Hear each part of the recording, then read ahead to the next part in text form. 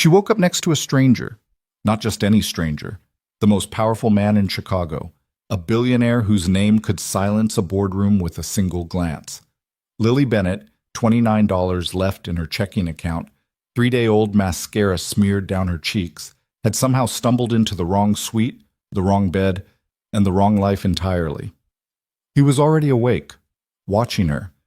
And the worst part, he wasn't angry. Drop a comment with your city. Let's see how far this story travels. Hit like and follow along, because this one's going to break you wide open. The elevator smelled like expensive cologne and stale champagne, and Lily Bennett was doing that thing she always did when she was drunk, convincing herself she was completely fine. She wasn't fine. She was exhausted in the specific grinding way that only comes from 3 days of running yourself into the ground for people who don't know your last name.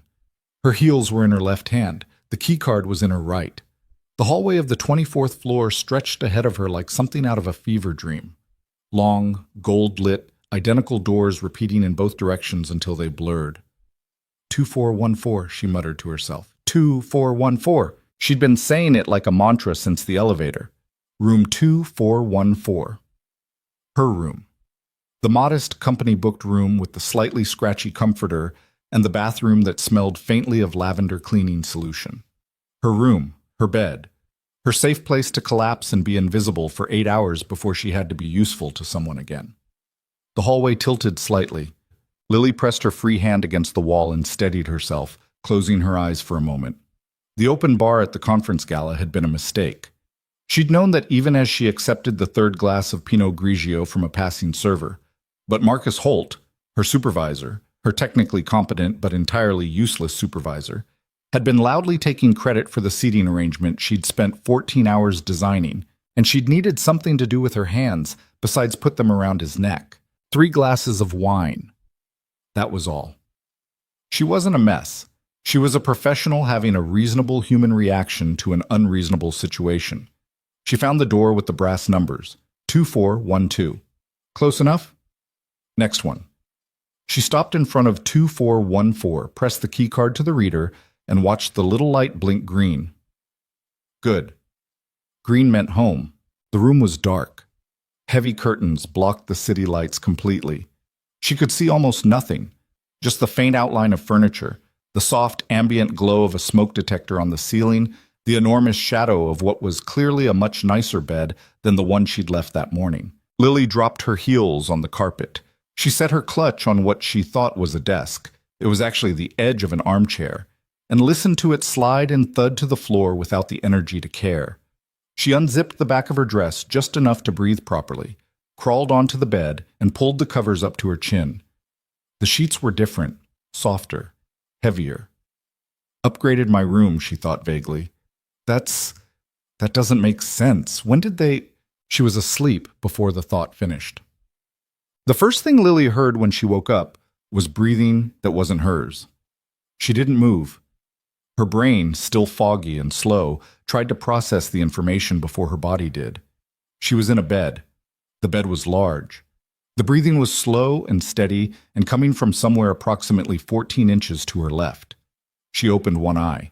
The curtains had shifted slightly, or maybe the city outside had brightened, and there was just enough gray morning light filtering through the edges to show her the shape beside her. A man.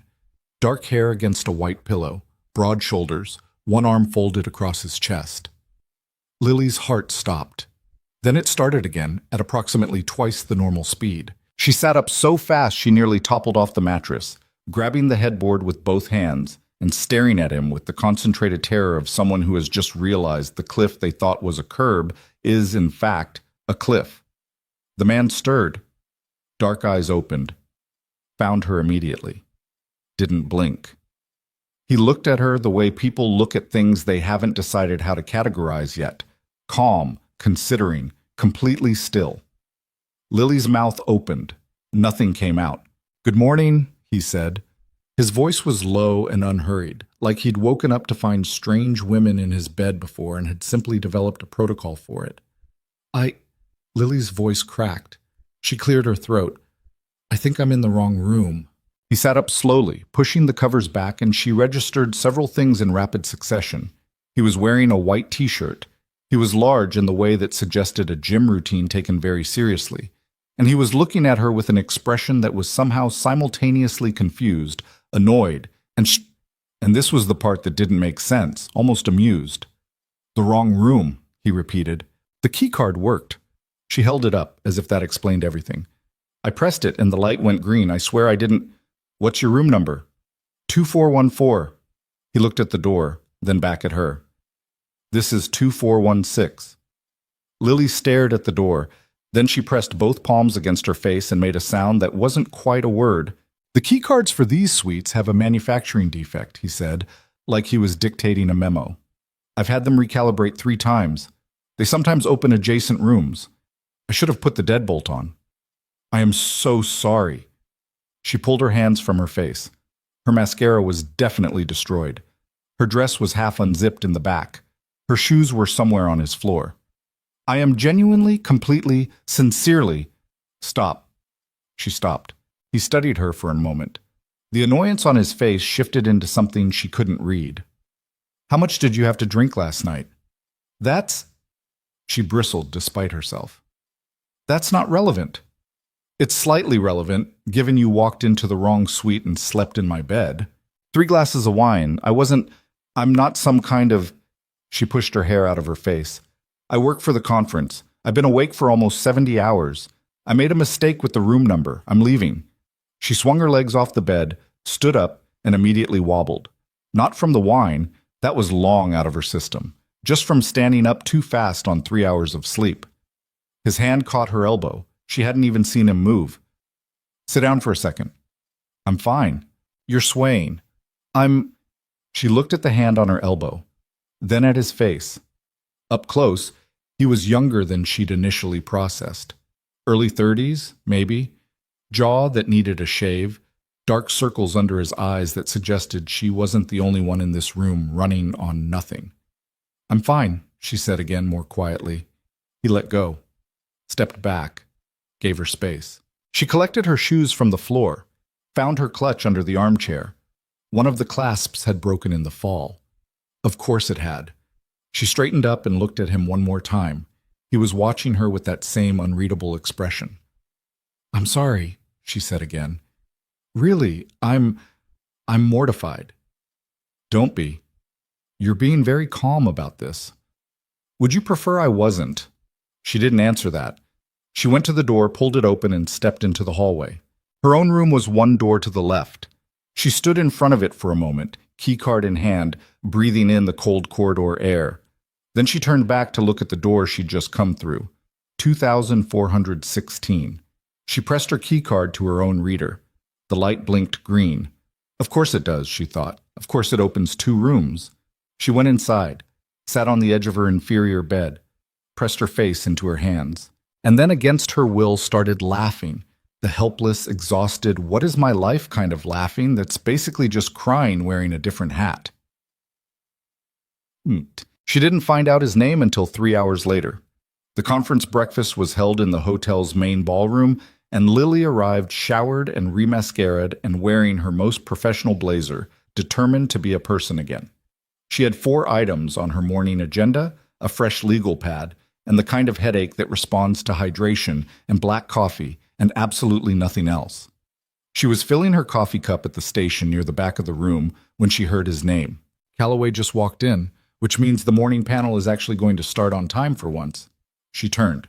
He was across the room. Tailored charcoal suit, no tie. Someone was immediately at his side, handing him a phone, and he took it without looking away from whatever conversation he was already having. Lily's coffee cup overflowed. She grabbed a napkin, pressed it against the spill, kept her eyes forward. Ethan Calloway.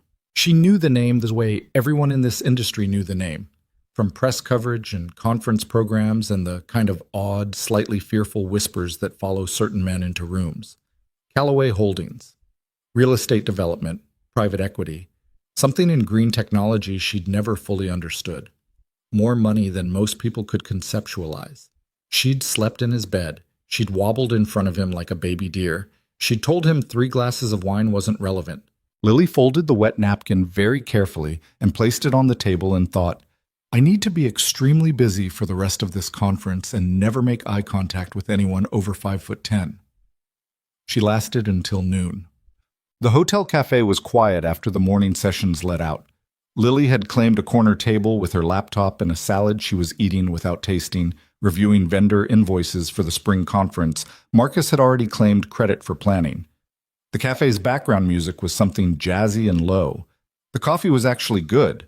She was highlighting a discrepancy in the floral billing when a chair slid out across from her. She looked up. Ethan Calloway sat down. He was carrying a coffee. Just one. Not extending any social niceties of offering. He set it in front of himself, settled into the chair like he had all the time in the world, and looked at her. Lily very carefully closed her laptop. "Mr. Calloway, you know my name. Everyone in this building knows your name." He nodded once, acknowledged without vanity. "I didn't get yours." "Lily Bennett." She sat up straighter. "I really am sorry about this morning. I should have double-checked the number. I was tired and You said that already." "I know, I'm not here about this morning." He wrapped both hands around his coffee cup. He had the manner of someone accustomed to directing conversations. Not aggressively, just with a kind of quiet certainty that the conversation would go where he intended it to go. "You work for the conference. Event management. Assistant coordinator, yes." "Who put together the gala last night?" She paused. "That was a team effort." Something shifted in his expression, not quite a smile.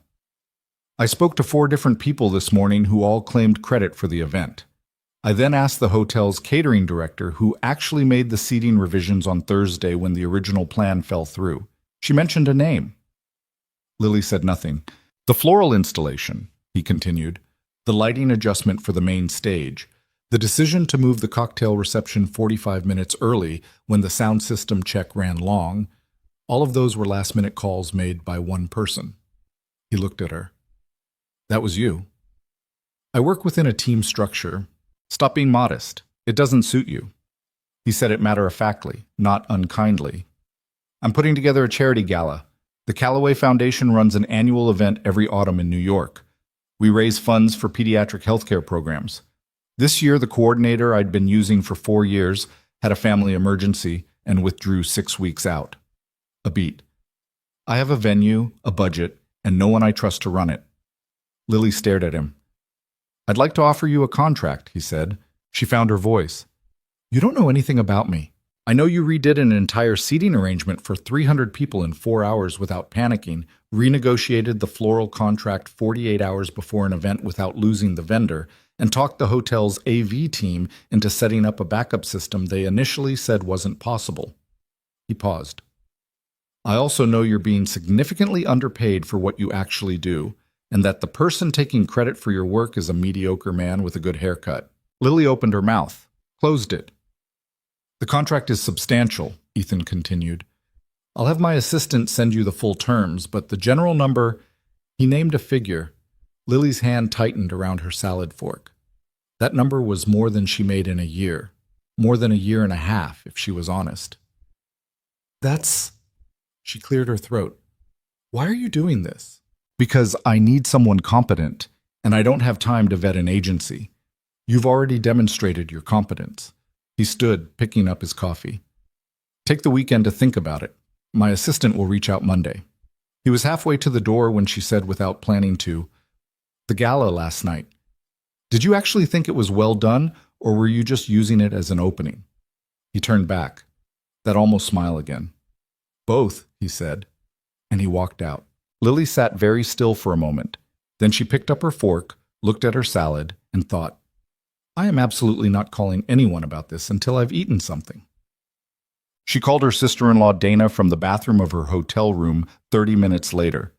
"He sat down at your table?" Dana's voice had the particular pitch it took on when something was exciting. "Just sat down? Without asking?" "Without asking. Just pulled out the chair." Lily was sitting on the edge of the tub, phone pressed to her ear. "He already knew everything I'd done at the gala. He'd been asking around." "That's either very impressive or very creepy." It was impressive. It was annoying that it was impressive. She rubbed her temple. "Dana, The number he quoted. Tell me, she told her. A pause. Lily. I know. That's. I know. That's enough to get ahead on the. I know. She pressed her fingers against her eyes. But he's. I looked him up. He's Ethan Calloway. I know who he is. He's terrifying on paper. Do you know what they call him in the industry? Tell me. The calculator. Because apparently he can walk into a failing project and within 20 minutes tell you exactly how and why it's failing, and he's always right. And the number he gives you is always exactly right, and it makes people feel like he's not actually human. She stood up. He looked at me this morning like, I don't know, like I was something he hadn't encountered before. When you say this morning, the cafe, at the cafe. You said this morning first. Did something happen before the cafe? Lily was silent for exactly 1 second too long. Lily Marie Bennett. It was completely innocent. I was asleep. She took a breath. I went to the wrong room last night. I was exhausted and the key cards are defective, and I walked into his suite and slept in his bed and didn't realize it until morning. The silence on the other end was the loudest silence she'd ever heard. I'm going to need you to say all of that again, Dana said. She took the contract, not impulsively. She spent the weekend reading every clause, forwarding it to her cousin, who was a paralegal, asking 3 questions via email that were answered within 2 hours by someone named Andrea, who identified herself as Mr. Calloway's executive assistant. The answers were clear and fair. The terms were, if anything, more favorable on second reading than first. She took the contract because Sophie needed new school supplies, and the rent on the apartment she shared with her niece had gone up $200, and her own company hadn't given her a raise in 18 months. She took it because she was good at this, and she knew she was good at this, and it was time to stop being invisible. She did not take it because of the way he'd looked at her in the cafe, or the almost smile, or the fact that he'd noticed every single decision she'd made under pressure and traced them back to her specifically. She was very clear with herself about this. The first meeting was at a Chicago office, a space on the 42nd floor of a building downtown that had been designed by someone who believed in glass and negative space and very little else. Everything was angular and expensive and slightly cold. The view was enormous. Lily arrived 7 minutes early.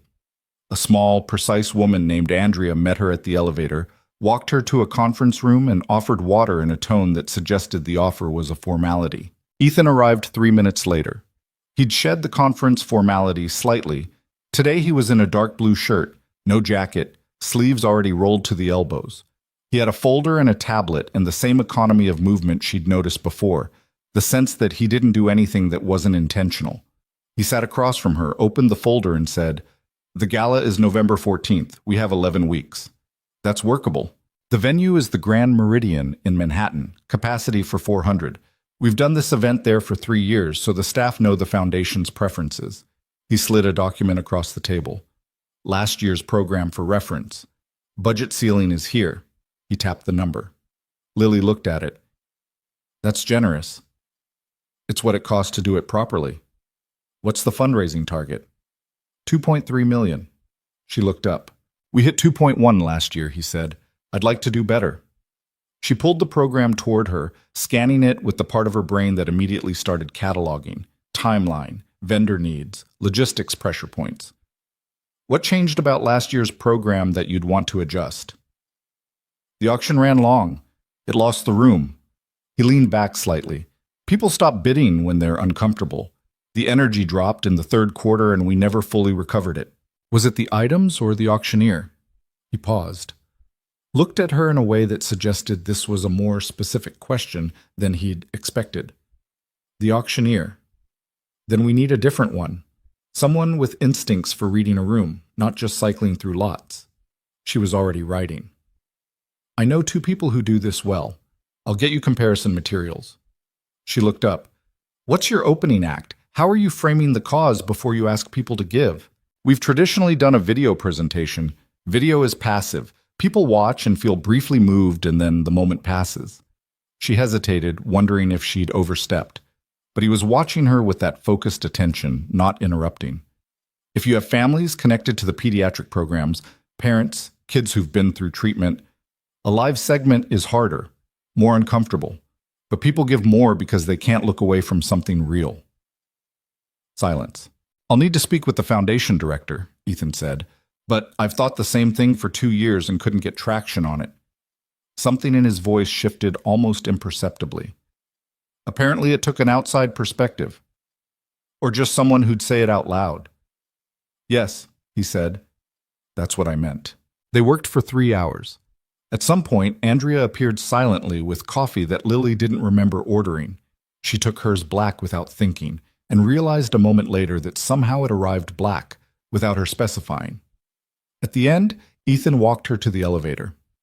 You have a niece, he said, and she turned to look at him, surprised. Yes, Maya. She's 6. She lives with me. She watched him. How do you know that? You mentioned her in your email when you asked about the contract timeline around school schedules. He met her eyes. I remember details. The elevator arrived. I have a daughter, he said before she stepped in. Sophie, she's 7. Something moved across his face. Not quite a softening, but a shift. She's why the pediatric programs matter. Lily held the elevator door. Is she okay? She is now.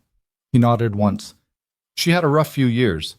He said it like a door that had been opened slightly, and she understood instinctively that this was more than he usually offered.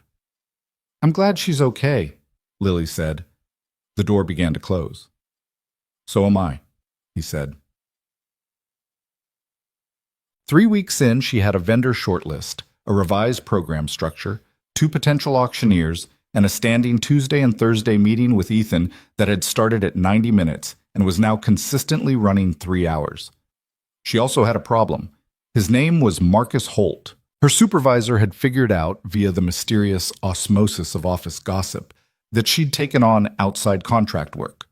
He'd also figured out the name attached to the contract, and he'd responded by becoming the specific flavor of difficult that passive-aggressive underachievers specialize in, slow-walking her approvals, scheduling her for tasks on her days off, ceasing senior leadership on minor corrections. She hadn't told Ethan this. It wasn't his problem. She was managing it. She was managing it until the Thursday meeting in week 4, when she showed up 45 minutes late because Marcus had called an emergency team meeting at 9 a.m. that lasted until noon and accomplished nothing, and she'd missed 2 trains trying to untangle herself from it. She arrived at Ethan's office flushed and apologetic, and he looked at her for one moment before he said, What happened? Work conflict. I'm sorry.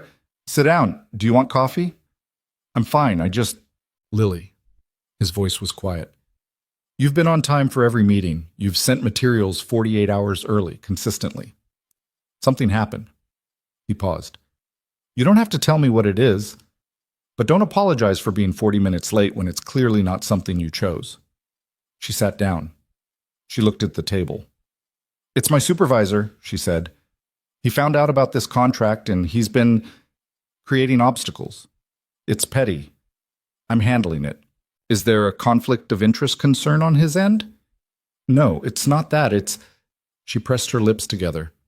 He took credit for a lot of my work over the past 2 years. I think he knows this contract proves the gap between what I can do and what he claims I can do, and it makes him nervous. Ethan was quiet for a moment. Do you want to continue working at your company? She looked up. What? It's a straightforward question. Do you want to stay there after this contract ends? She thought about it, honestly thought about it, instead of deflecting. No, she said. I don't think I do. Then stop protecting them. He picked up his pen. Do your work for the gala. Do it well. When this is finished, you'll have a different set of options. He looked at her. That's all you need to worry about. She wanted to say that was easy for him to say, that he had never had to calculate whether the professional cost of pushing back was worth the stability of staying small, that some people couldn't afford the luxury of walking away. She didn't say any of it because she suspected he already knew, and because the way he'd said do your work had a particular quality to it, not dismissive, but genuinely certain, like he'd already seen how this ended for her and was waiting for her to catch up. She opened her folder. The auctioneer, she said. I've narrowed it to 1. She met Sophie on a Tuesday in week 5. It wasn't planned. Ethan had mentioned offhandedly that his office in Chicago had a small room where Sophie sometimes worked on homework after school when his regular childcare arrangements ran late. Lily had filed this information away without particularly examining it. She was waiting in the conference room with her laptop when the door opened and a small person appeared.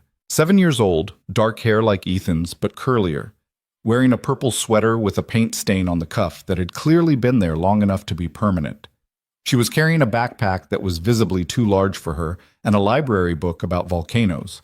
She looked at Lily with the frank, unselfconscious appraisal that children specialize in. "Are you the lady doing the party?" she asked. "The gala, yeah." Lily smiled. "I'm Lily." "I'm Sophie." She came in, dropped her backpack with a considerable thud, and climbed into a chair. "Dad says you're very good at your job." "That's nice of him to say." "He doesn't say that about most people." Sophie opened her volcano book with the ease of a small person stating fact, not delivering a compliment. "He said you argue with him about things." Lily blinked. "I offer alternative perspectives." "That's what arguing is?" Sophie didn't look up from her book. "I argue with him about bedtime. He says I have alternative perspectives. It means the same thing." Lily pressed her lips together to keep from laughing. "Do you like volcanoes?" Sophie asked. "I don't know much about them." "They're destructive," Sophie said with unmistakable relish. "But also they make new land, so they're destructive and creative at the same time." She looked up. "Dad says most interesting things are like that." Lily looked at this 7-year-old and thought, "You are going to be absolutely terrifying when you grow up." "That's actually pretty smart," she said. "I know." Sophie returned to her book. "You can do your work. I don't bother people when they're working." And she didn't. For the next 2 hours, while Lily finalized the program timeline and Sophie read about volcanic rock formations, the room was quiet in a way that felt, improbably, like company. When Ethan came in at 5:30, he stopped in the doorway and looked at the two of them. Sophie cross-legged in her chair, Lily with her laptop and 3 color-coded folders, and something happened to his face that Lily almost didn't catch. Something that went quiet and careful, the way faces go when people see things they're afraid to want. "Ready?" he said to Sophie. "Lily's good at her job," Sophie announced, sliding off the chair. "You were right." "I usually am," he said, and he looked at Lily when he said it. Boom. She was on the phone with the venue at 8 p.m. on a Thursday, pacing her apartment's small kitchen while Maya slept in the next room, when she realized something was wrong. It wasn't a dramatic realization. It arrived quietly, the way most inconvenient truths do. She'd been thinking about the meeting Tuesday, and not about the gala, and when she'd been thinking about the gala, she'd been picturing the look on his face when a program element came together exactly as she'd predicted, and when she'd been picturing his face, She stopped pacing. She set the phone down on the counter. "No," she told herself, clearly and directly. "Absolutely not. He is the client. He is a billionaire. He lives in a completely different category of existence. He is your employer for approximately 7 more weeks, and then this chapter closes, and you build your career on what you've learned, and you do not." Her phone buzzed. A text from an unsaved number she'd memorized without meaning to. "Spoke to the foundation director today. He's on board with the live segment." "Good call." She stared at it. Then she typed back, "Told you." The response came in 11 seconds. "You did." And then, after a pause, "How's your niece?" Lily sat down on her kitchen floor, back against the cabinets, phone in her hands. "She made a volcano in class today," she typed, "with baking soda and vinegar. She was very proud of it." "Sophie would like her," he wrote back. "She has strong opinions about volcanoes." "I know," Lily wrote. "She told me." A pause. Then, "She talked to you for 2 hours and didn't look up from that book once." That's the Sophie version of deciding she likes someone. Lily read that 3 times. "I should let you go," she typed finally. "Early call tomorrow. Good night, Lily." She sat on the kitchen floor for another 5 minutes before she got up. She didn't examine why. The auction venue confirmation arrived on a Friday morning, and Lily printed it, clipped it to the program binder, and let herself feel good about it for exactly 12 minutes before her phone rang with a Chicago area code she didn't recognize. It was the Grand Meridian's event manager. There had been a fire. Kitchen fire the night before contained quickly. No injuries, no structural damage. But the kitchen itself and a portion of the main ballroom service corridor had sustained significant damage. The venue was suspended from hosting events for a minimum of 6 to 8 weeks pending inspection and repair. November 14th was 8 weeks and 4 days away. Lily sat down. She called Ethan. He picked up on the second ring. Lily, the Grand Meridian had a fire last night. She kept her voice even. She'd trained herself to deliver bad news this way. Clean, complete, no cushioning. Kitchen and service corridor damage. They're suspended through mid-November, minimum. We've lost the venue. Silence. How long ago did you find out? He asked. 4 minutes. All right. A pause. The quality of his silence was different from other people's silence. It didn't feel like shock or avoidance. It felt like thinking. What are our options in Manhattan for November 14th with 400 capacity? I don't know yet. I'm going to start calling now. It may be that we have to move the date, but I'd like to exhaust the venue options first before we consider. I have a penthouse terrace, he said. In Manhattan. The building is mine. Lily stopped. It holds 300 comfortably, 350 if we configure the layout right, he said. It's not a conventional event space, which means we'd need a full vendor build-out. But it's available, she said. It's available. And you own the building, so we don't need to navigate a venue contract. Correct. She pulled up the program on her laptop, started mentally walking through the layout requirements. The catering infrastructure would need to come in fully external. We'd need tent structures depending on weather. It has a retractable covering, Ethan said. I had it installed 2 years ago. Of course you did. She said it without meaning to. A pause.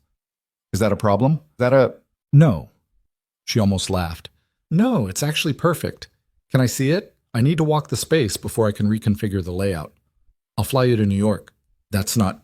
It's practical. I'll be there this weekend. We can do a site walkthrough Saturday morning. He paused. Come Friday evening. I'll have Andrea book the flight. She looked around her apartment. Maya was at school. The program binder was on the table. Her half-eaten breakfast was going cold. Okay, she said. She hung up, sat back, and stared at the ceiling. Okay, she thought, is what got you into this? But she picked up her pen and started making a list because there was work to do, and whatever else was happening, the texts, the way Sophie had said you were right, like she'd heard him say it, the work was real, and she was good at it. That at least she was certain of. She was certain of almost nothing else. The flight to New York was 47 minutes, which was not enough time for Lily to talk herself out of anything. She'd flown economy before, the kind where you tuck your elbows in and hope the person next to you doesn't need the armrest. Andrea had booked her into business class without asking, and Lily had spent 10 minutes in the airport deciding whether to mention the upgrade before deciding that mentioning it would make her seem like someone who'd never been in business class, which was true, but didn't need to be announced. She put her bag in the overhead bin, accepted the sparkling water a flight attendant offered before she'd even buckled her seatbelt, and stared out the window at the tarmac. She had a site walkthrough in the morning. She had a list of 12 questions about the penthouse terrace layout. She had a revised vendor shortlist that accounted for the complete absence of a built-in kitchen. She did not have a plan for being inside Ethan Calloway's home, which was fine. It was a professional visit. She'd been in clients' homes before. Once she'd managed an anniversary dinner in a man's home in Evanston that had 30 rooms and a koi pond he was inexplicably proud of. This was no different. She'd walk the space, take measurements, ask her 12 questions, and leave. The car service Ethan had arranged met her at LaGuardia. She told Andrea she could take a cab, and Andrea had said, with the polite finality of someone who has had this conversation before, that Mr. Calloway had already arranged the car. Lily had let it go. The driver took her to a hotel in Midtown, a different hotel from the one Ethan's building was in, which she'd confirmed specifically. She wasn't going to make that mistake twice in any sense of the phrase. She checked in, stood in the shower for 15 minutes, and called Maya. Are you in New York? Maya asked. Her voice had the breathless quality it took on when she was excited. She was staying with Dana for the weekend, which meant she'd been eating cereal for dinner and staying up an hour past her bedtime, and everyone involved was pretending this wasn't happening. I'm in New York, Lily confirmed. Is it like the movies? It's loud and it smells a little bit like a parking garage. I want to go. Someday. Lily sat on the edge of the hotel bed. Are you behaving for Aunt Dana? She lets me watch 2 shows. That's not what I asked. Yes, Maya said, with the specific dignity of a 6-year-old who is absolutely not behaving. Can you bring me something? What do you want? Something that says New York on it. I'll find something. Lily lay back on the bed. Go to sleep at a reasonable time. Aunt Dana said, I know what Aunt Dana said. Go to sleep at a reasonable time anyway. A pause. Then, Lily? Yeah? Are you okay? Lily stared at the ceiling. 6 years old, and she already had Dana's instincts, the ability to hear the thing underneath the thing. I'm okay, Bug. I'm just tired. Okay. A pause. Love you. Love you more. She hung up and lay there for another few minutes, looking at the ceiling of a hotel room that cost more per night than her weekly grocery budget, and tried not to think about the fact that she was here because a man she was dangerously close to, thinking about too much, had flown her here, and that tomorrow morning she'd be standing in his home. She fell asleep with the lamp on. The walkthrough was scheduled for 9. She arrived at 8:57. The building was on the Upper West Side, not ostentatious from the street, which surprised her. She'd expected something more aggressive in its statement-making, but the facade was older, pre-war brick with clean windows and a doorman who had her name before she gave it. He walked her to a private elevator without ceremony. The penthouse took up the entire top floor and a portion of the roof. She knew this from the floor plan Andrea had emailed, but knowing it and stepping into it were different experiences. The interior was not what she'd expected, and she was getting tired of Ethan Calloway not being what she expected. She'd anticipated something cold, glass and chrome and the aesthetic of a man who used his home as an extension of his professional image. What she found instead was a space that had clearly been lived in, and lived in by someone who had a child. There were books, a lot of books, on actual shelves that had clearly been touched, not arranged by a decorator. A drawing on the refrigerator she could see through the open kitchen doorway. A small pair of sneakers near the hall closet that were very purple and very muddy, and had clearly not been put away by anyone. Ethan came in from a hallway. He was in jeans and a gray pullover, and she registered the slight adjustment her brain made when she saw him outside of a professional context. Not the conference suit, not the office shirt. Just a person. A tired one, actually. There were shadows under his eyes. You found it, he said. The doorman was very efficient. That's David. He's been here longer than I have. He looked at her. Coffee? Please.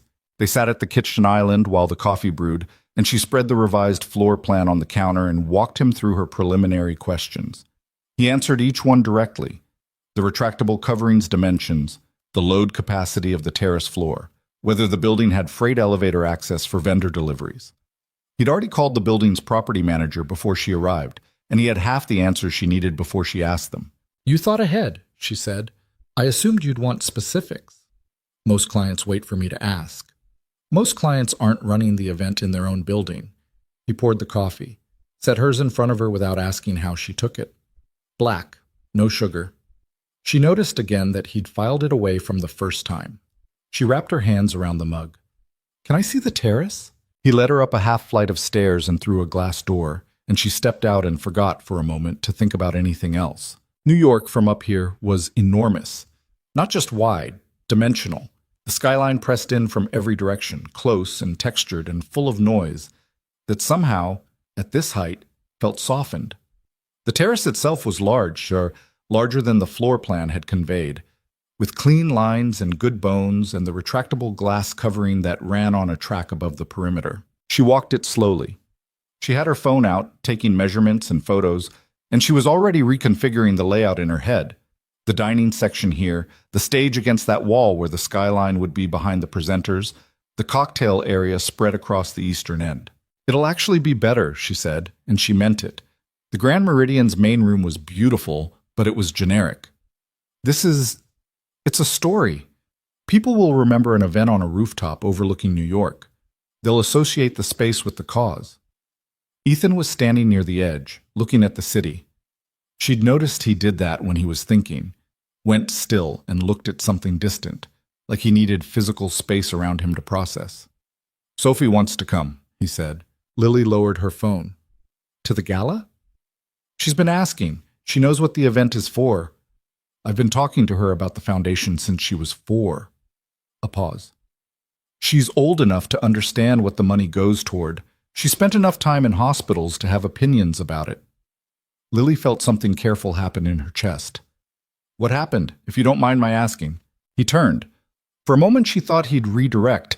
He had a way of acknowledging questions without answering them that she'd noticed in professional settings. But instead he said, her mother died when Sophie was 2, heart condition. And then Sophie herself, at 4, she had a cardiac event. Minor, as those things go, which is a phrase I've learned to use without wanting to put my hand through a wall. His voice was even. She was in the hospital for 6 weeks. She's fine now. She's been fine for 3 years, but the pediatric unit at New York Presbyterian, the staff there. He stopped. That's why, Lily said. That's why. She looked at the skyline and thought about a 4-year-old in a hospital and a man sitting in a waiting room somewhere in this city, and how certain fears don't leave you when the crisis ends. They just get quieter. Sophie can come, she said. I'll build her a job. Every good event needs someone to hand out programs. Something in his expression shifted. Not the almost smile this time. Something quieter and less guarded than that. She'll take it very seriously, he said. I'm counting on it. They went back inside. She stayed another 2 hours, working through the revised vendor list at the kitchen island while he responded to emails nearby, and it was strange and not strange at all. The specific comfort of working alongside someone who doesn't need to fill silence with words. At one point, he got up to refill her coffee without asking, and she didn't look up from her laptop, and neither of them mentioned it. She left at noon with a full revised layout, a plan for the vendor calls on Monday, and the very careful, very firm decision that whatever this feeling was, she was going to manage it professionally, and it was not going to become a problem. She was 11 blocks away when she passed a tourist shop and bought a small snow globe with the Manhattan skyline inside it for Maya. She stood on the sidewalk and shook it, and watched the fake snow fall and thought, I'm already in trouble, aren't I? It wasn't a question. She was back in Chicago by evening.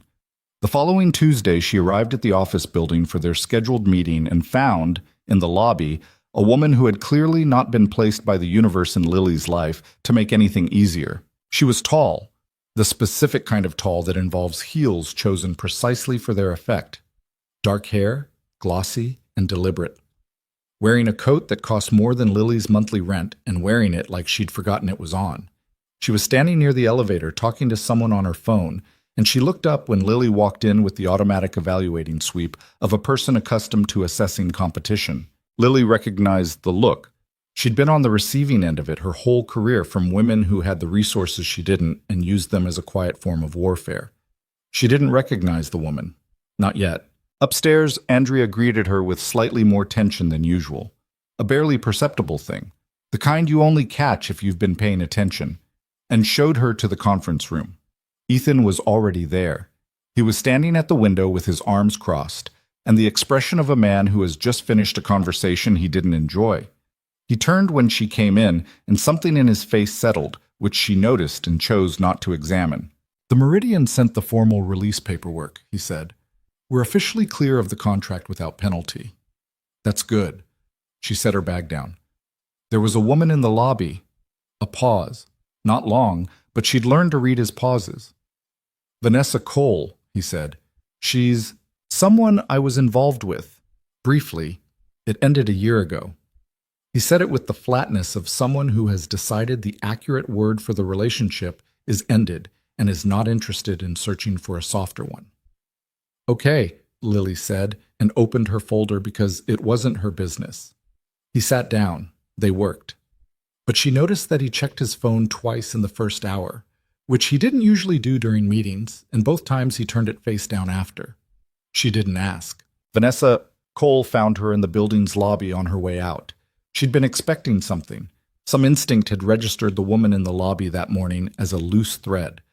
But she still wasn't entirely prepared for the way Vanessa stepped into her path with the particular confidence of someone who's decided that social niceties are for other people. You're Lily Bennett. Not a question. The event coordinator. That's right. Lily stopped, adjusted her bag strap. Can I help you? Vanessa looked at her. That same evaluating sweep, slower this time. Up close, she was strikingly beautiful in a way that was clearly maintained with significant effort and resources. She was also, Lily noticed, slightly less composed than she'd appeared from a distance. Something in her jaw. "I just wanted to meet you," Vanessa said. "Ethan's mentioned you." "I hope the feedback was useful. We're making good progress on the gala." "The gala?" A thin smile. "Of course." She tilted her head slightly. "How long have you been working with him?" "About 6 weeks. He can be very—" Vanessa paused, selecting the word with visible care. "Focused. When something interests him, it can feel more meaningful than it is." Lily held the woman's gaze. "I appreciate the warning. You don't believe you need it. I'm a professional doing a job," Lily said. "I'm not sure what you're warning me about." Vanessa's smile sharpened slightly. "Just being friendly." "Of course." Lily stepped past her. "Have a nice afternoon." She walked to the elevator and pressed the button and stood with her back very straight until the doors closed around her. In the reflection of the elevator's polished walls, she looked completely calm. She felt completely calm. She was lying to herself. She texted Dana from the cab. "Tell me something grounding." Dana replied in 40 seconds. "Maya ate an entire head of broccoli tonight. Voluntarily." Lily stared at the message, then typed, "That actually helps, thank you." She didn't tell Ethan about the conversation. She turned it over once that night and then put it down, because Vanessa Cole's parting shot had landed more precisely than she'd wanted to let on. It can feel more meaningful than it is. And the reason it had landed was that Lily had no clean answer for it. She didn't know what this was. She knew what it wasn't, professionally. She was clear on that. But she kept coming back to the way he'd told her about Sophie in the hospital, and the mud-caked purple sneakers by the closet, and the coffee that appeared black without her having to ask. And she didn't have language for what those things meant, except that they meant something. She went back to the program timeline and worked until midnight. The encounter with Vanessa Cole would have been easier to dismiss if the woman had stayed gone. She didn't. She appeared at the charity preview luncheon that Ethan's foundation hosted in week 7, an event Lily was managing alongside the gala preparations, a smaller gathering of 40 foundation donors. Lily hadn't known Vanessa would be there. She was on the guest list as a legacy donor, which was, Lily reflected, extremely well played. She was seated 3 tables from Ethan, and she worked the room with the fluency of someone who'd spent years doing it. She touched arms and laughed at the right moments, and made eye contact with Ethan 3 times during the lunch in a way that was clearly engineered. Lily was at the back of the room, coordinating with the catering staff, when a man appeared at her elbow. "You're Bennett, right? Lily Bennett." She turned. He was around 40. Well-dressed, confident in that slightly aggressive way of men who've decided confidence is a personality. Bradley Weston, she recalled from the guest list. Real estate developer, newer money than Ethan's circle, trying to make inroads. "That's me," she said. "I've heard good things. The Morrison event last spring. That was yours?" "I assisted on that one." She kept her eyes on the catering flow. "You're too modest." He moved slightly closer. "I'm putting together something in the spring. Private dinner, about 60 covers. I need someone with real taste. Would you have any interest in—" "I can give you my business card," she said, professionally pleasant. "I'd need to check my availability after the current contract." "Of course," he smiled, "though I'd be happy to discuss it over dinner, if that suits you better." She processed the shift in tone. "A business card will be fine." She became aware, without looking, that Ethan had crossed the room. He appeared at her other side with the smooth inevitability of someone who had made a decision and was executing it without announcing it. He placed himself in the conversation with a hand briefly at the small of her back, not possessive, just present, and extended his other hand to Weston. "Bradley." His voice was pleasant. "Good to see you here." "Calloway." Weston shook his hand, and Lily watched the slight recalibration happen in real time. "I was just speaking with Ms. Bennett. Lily's indispensable to the foundation right now." Ethan said it simply. Not as a warning, not as a declaration, just a fact. "I'd hate to lose her attention during gala prep." He glanced at her. "The florist is asking about the centerpiece sign-off." She recognized a graceful exit when she was handed one. "Excuse me," she said to Weston, and moved away. She dealt with the florist, who was not, in fact, asking about anything urgent. And when she looked back across the room, Ethan was back in conversation with a foundation board member, and Weston had migrated to another cluster of guests. She thought about it for the rest of the event. On the drive back to his office afterward, she sat beside him in the car and looked out the window and said, without preamble, "You didn't have to do that." "Do what?" "The intervention with Weston." A pause. "He was making you uncomfortable." "I was handling it." "I know you were." He said it without apology or defensiveness. "I was also there." She turned to look at him. He was looking straight ahead. "It's not your job to manage who talks to me." "No," he agreed. So, he turned then, met her eyes. There was something in his expression that he usually kept carefully below the surface, not hidden exactly, but managed. "Weston is the kind of man who hears, 'I'll give you my business card as negotiation,'" he said. He wasn't going to stop. "And if I'd wanted to handle it myself." "You were, I just—" He stopped. The car hit a red light. "I didn't like watching it." Lily held his gaze for a moment. The honest admission sat in the space between them, neither of them quite willing to treat it as casual. "Okay," she said finally. "Okay. Okay." She turned back to the window. "Just don't make a habit of it." A beat. Then, quietly, "No promises." She didn't answer, but she felt the corner of her mouth move before she stopped it. Vanessa found her again the following week, and this time there was no lobby, no distance, no professional setting to provide structure. It was at a restaurant. Lily was having lunch with her vendor contact for the audio setup, a woman named Priya, who had done 3 Callaway Foundation events and was, blessedly, exactly as efficient as Lily needed her to be.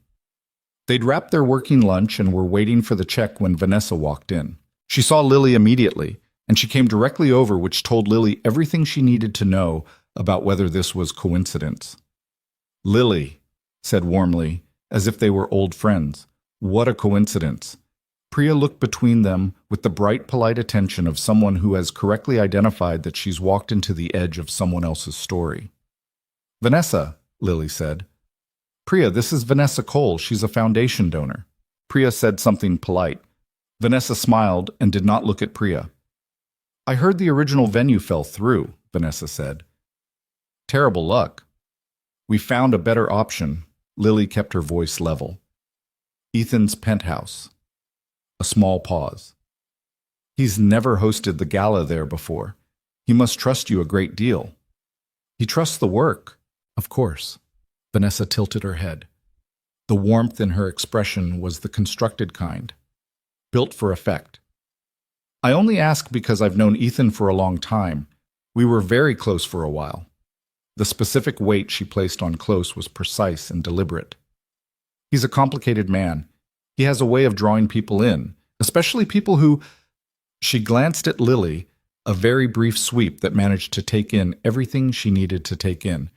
"People who aren't used to moving in his world." Lily set her glass down. She had 2 options. She'd always had 2 options with women like this: absorb the implication and let it sit in you like a stone, or push back in the specific way that costs you something in the short term and pays you back later. "I appreciate the concern," Lily said, "but I'm not confused about the world I'm moving in. I know exactly where I am." She picked up the check folder, glanced at it, and placed her card inside.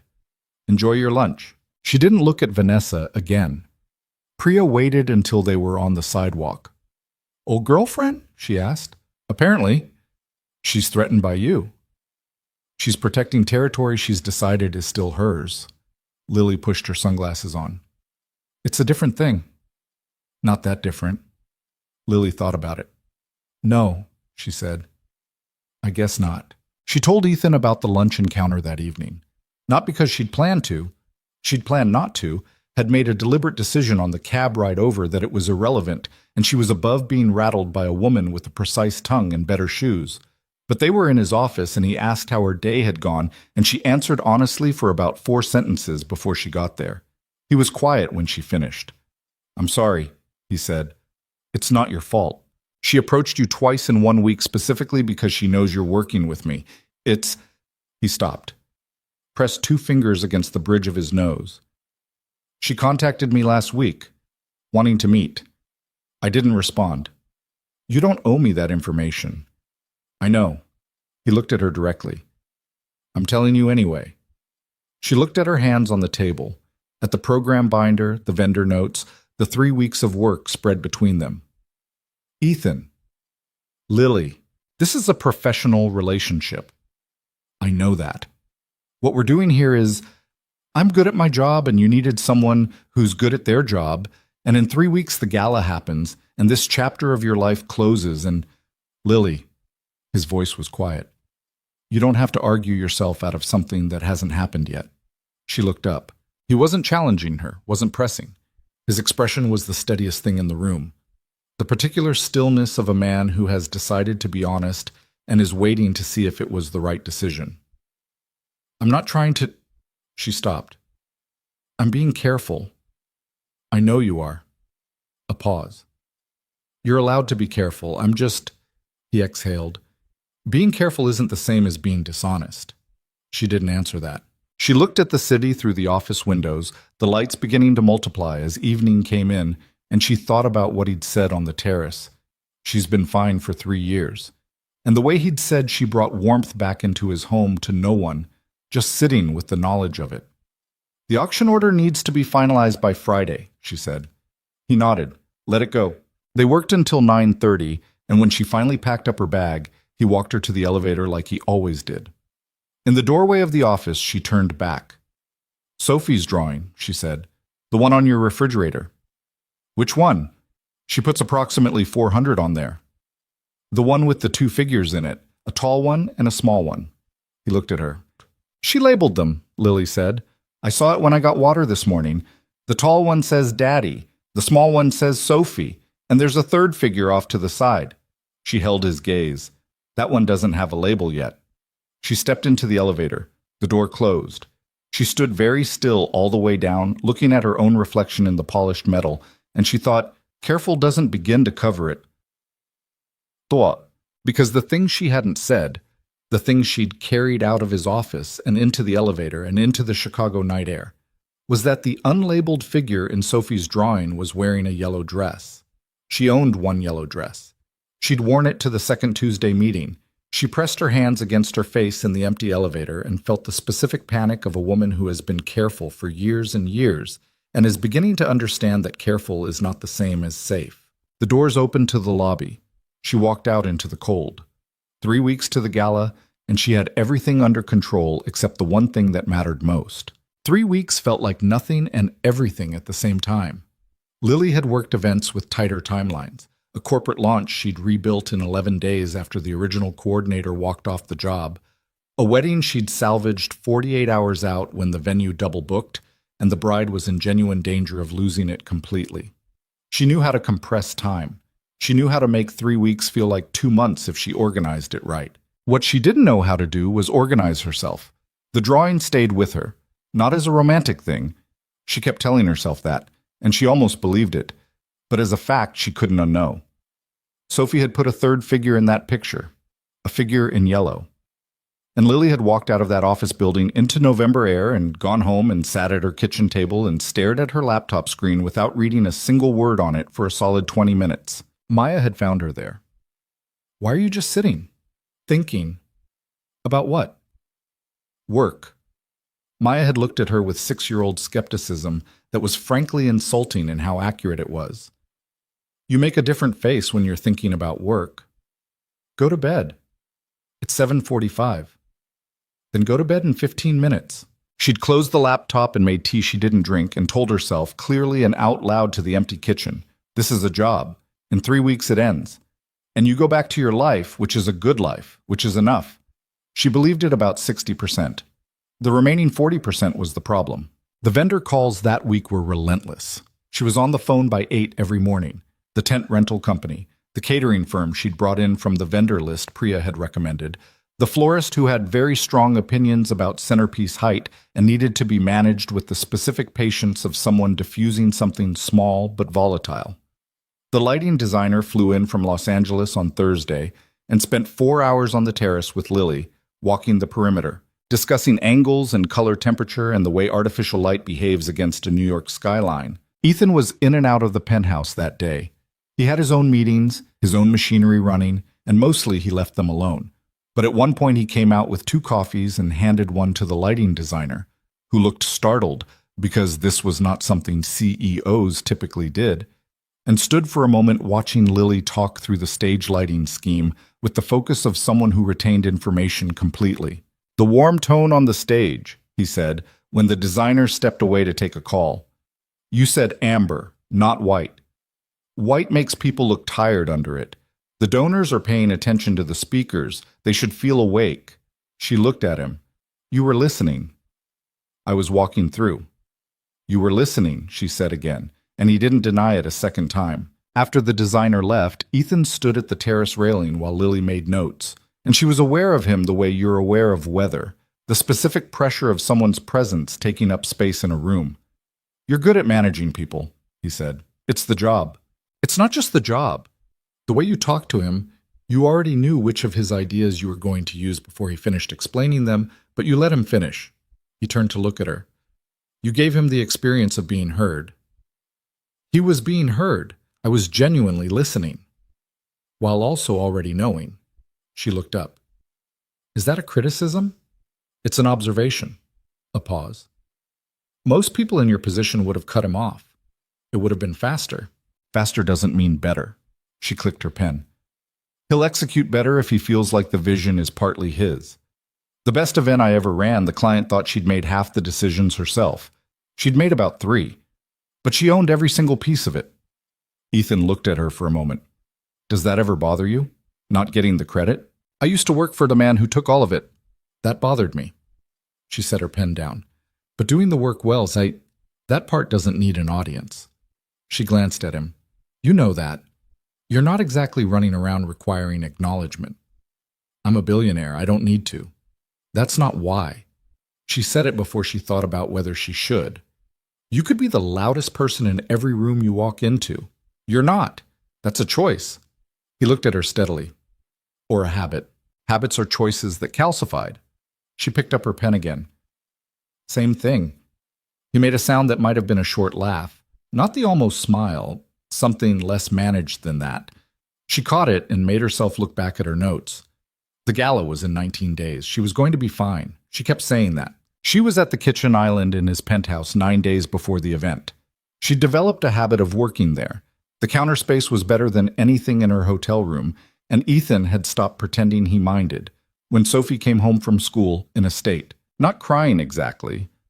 Sophie seemed to have a philosophical objection to crying in front of people, which was something Lily recognized from her own childhood. But her eyes were too bright and her jaw was too tight, and she dropped her backpack with significantly more force than the usual thud. "Hey." Lily looked up. "How was school?" "Fine." Sophie climbed onto the bar stool across from Lily and opened her backpack, pulling out a workbook. She had a very deliberate quality to her movements, like she was placing each action carefully. Lily waited. 2 minutes passed. "Emma said my drawing was weird," Sophie said without looking up. Lily set her pen down. "Which drawing?" "The one I did for art class. We had to draw our family." A pause. "I drew me and Dad, and I drew—" She stopped.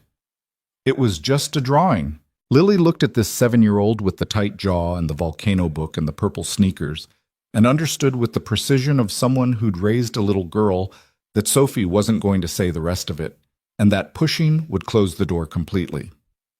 "Emma's wrong," Lily said. "Weird drawings are the good ones. Normal drawings are boring." Sophie looked up. "That's what Dad says." "Your dad has good taste." A pause. Sophie looked back at her workbook. "Did you draw your family when you were little?" "I did.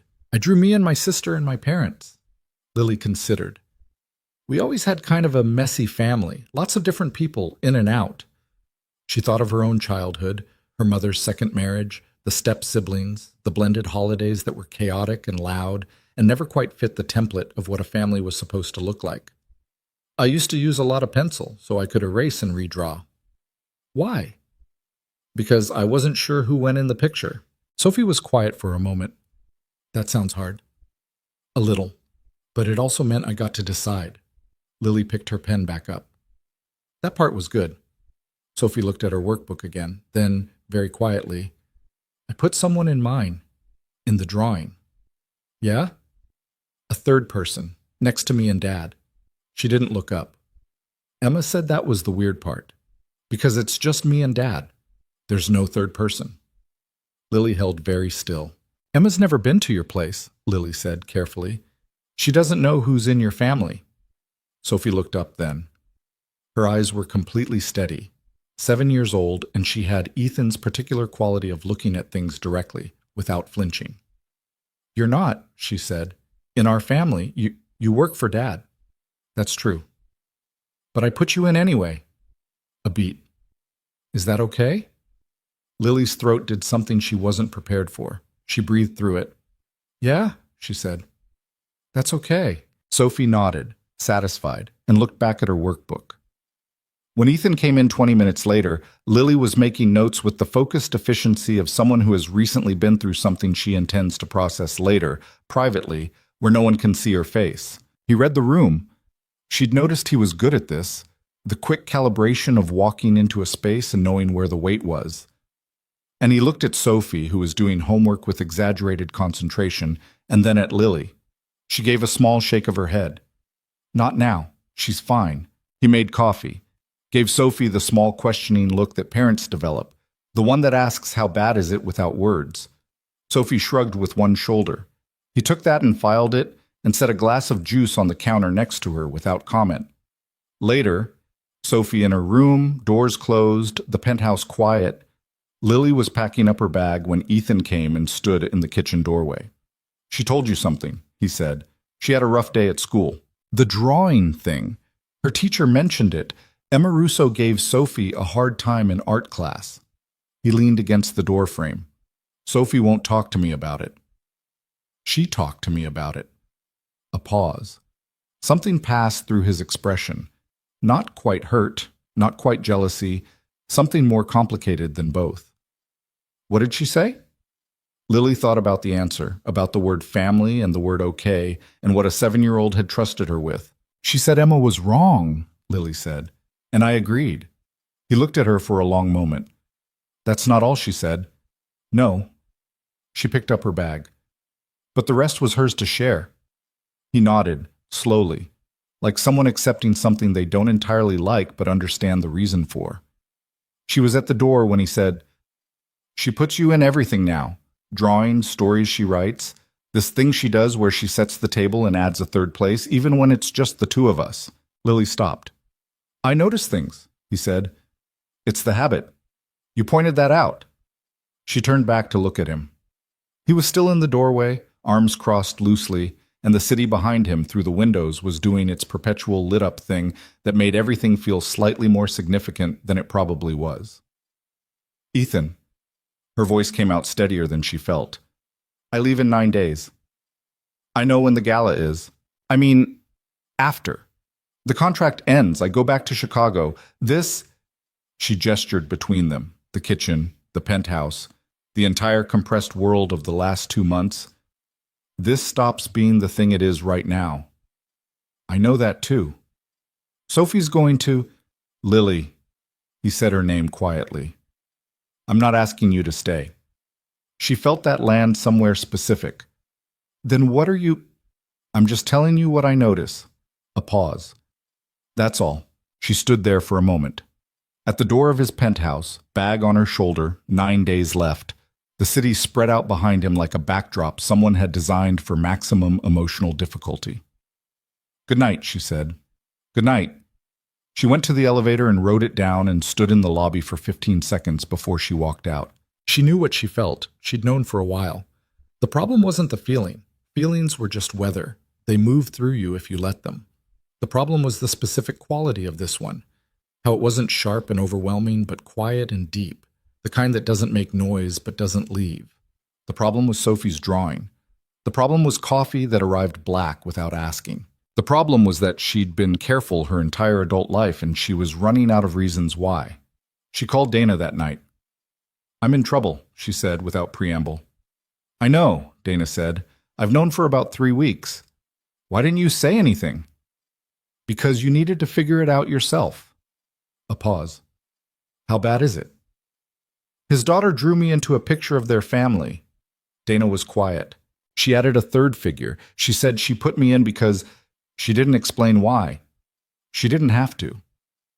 Lily was sitting on the hotel bed, shoes still on. Dana, she's 7. She lost her mother when she was 2, and I've been walking in and out of that penthouse for 2 months, and she attached, Dana said. Not unkindly. And now I leave in 9 days and she goes back to it being just the two of them, and Her voice caught on something. She stopped, pushed through it. I'm not afraid of getting hurt, that's the thing. That's the part that scares me. I'm afraid of hurting them. Dana was quiet for a moment. Have you talked to him? We've been talking around it for 2 months. Not around it, about it. Dana, Lily, you're afraid. That's okay. But you're using I might hurt them as a reason not to try. And that's a different thing from actually protecting them. A pause. Does he know how you feel? He knows more than I've said. She stopped. He notices things. He noticed things about me before I'd said them out loud. Then he knows. She didn't answer. What happens after the gala? Dana asked. I don't know. And that was honest. She genuinely didn't know. Whether the distance would do what distance was supposed to do, or whether it would just be distance.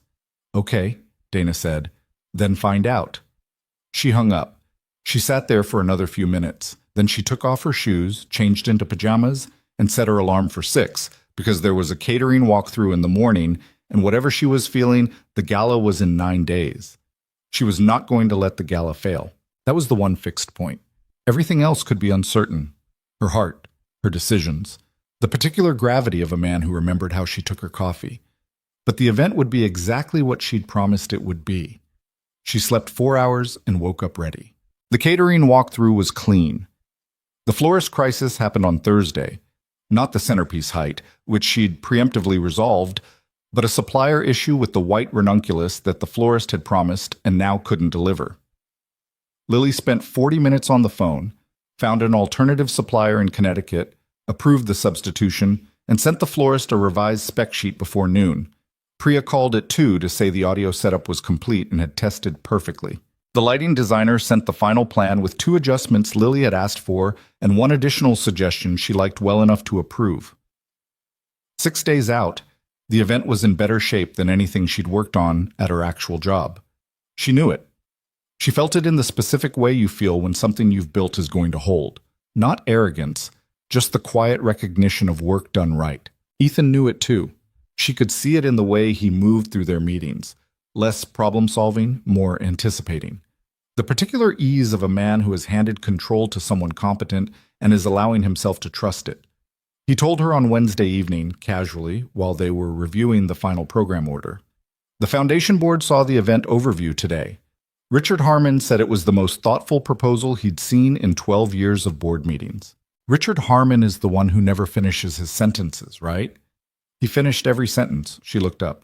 That's actually impressive. That's what I said.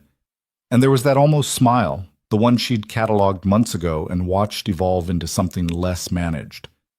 You should feel good about this. I'll feel good about it Saturday night when it's done. You do this every time. You won't let yourself... Ethan, she looked at him. I've had events go wrong in the last hour. Speeches run long. Auctioneers freeze. Donors argue with each other over lots. A beat. I'll celebrate when there's something to celebrate.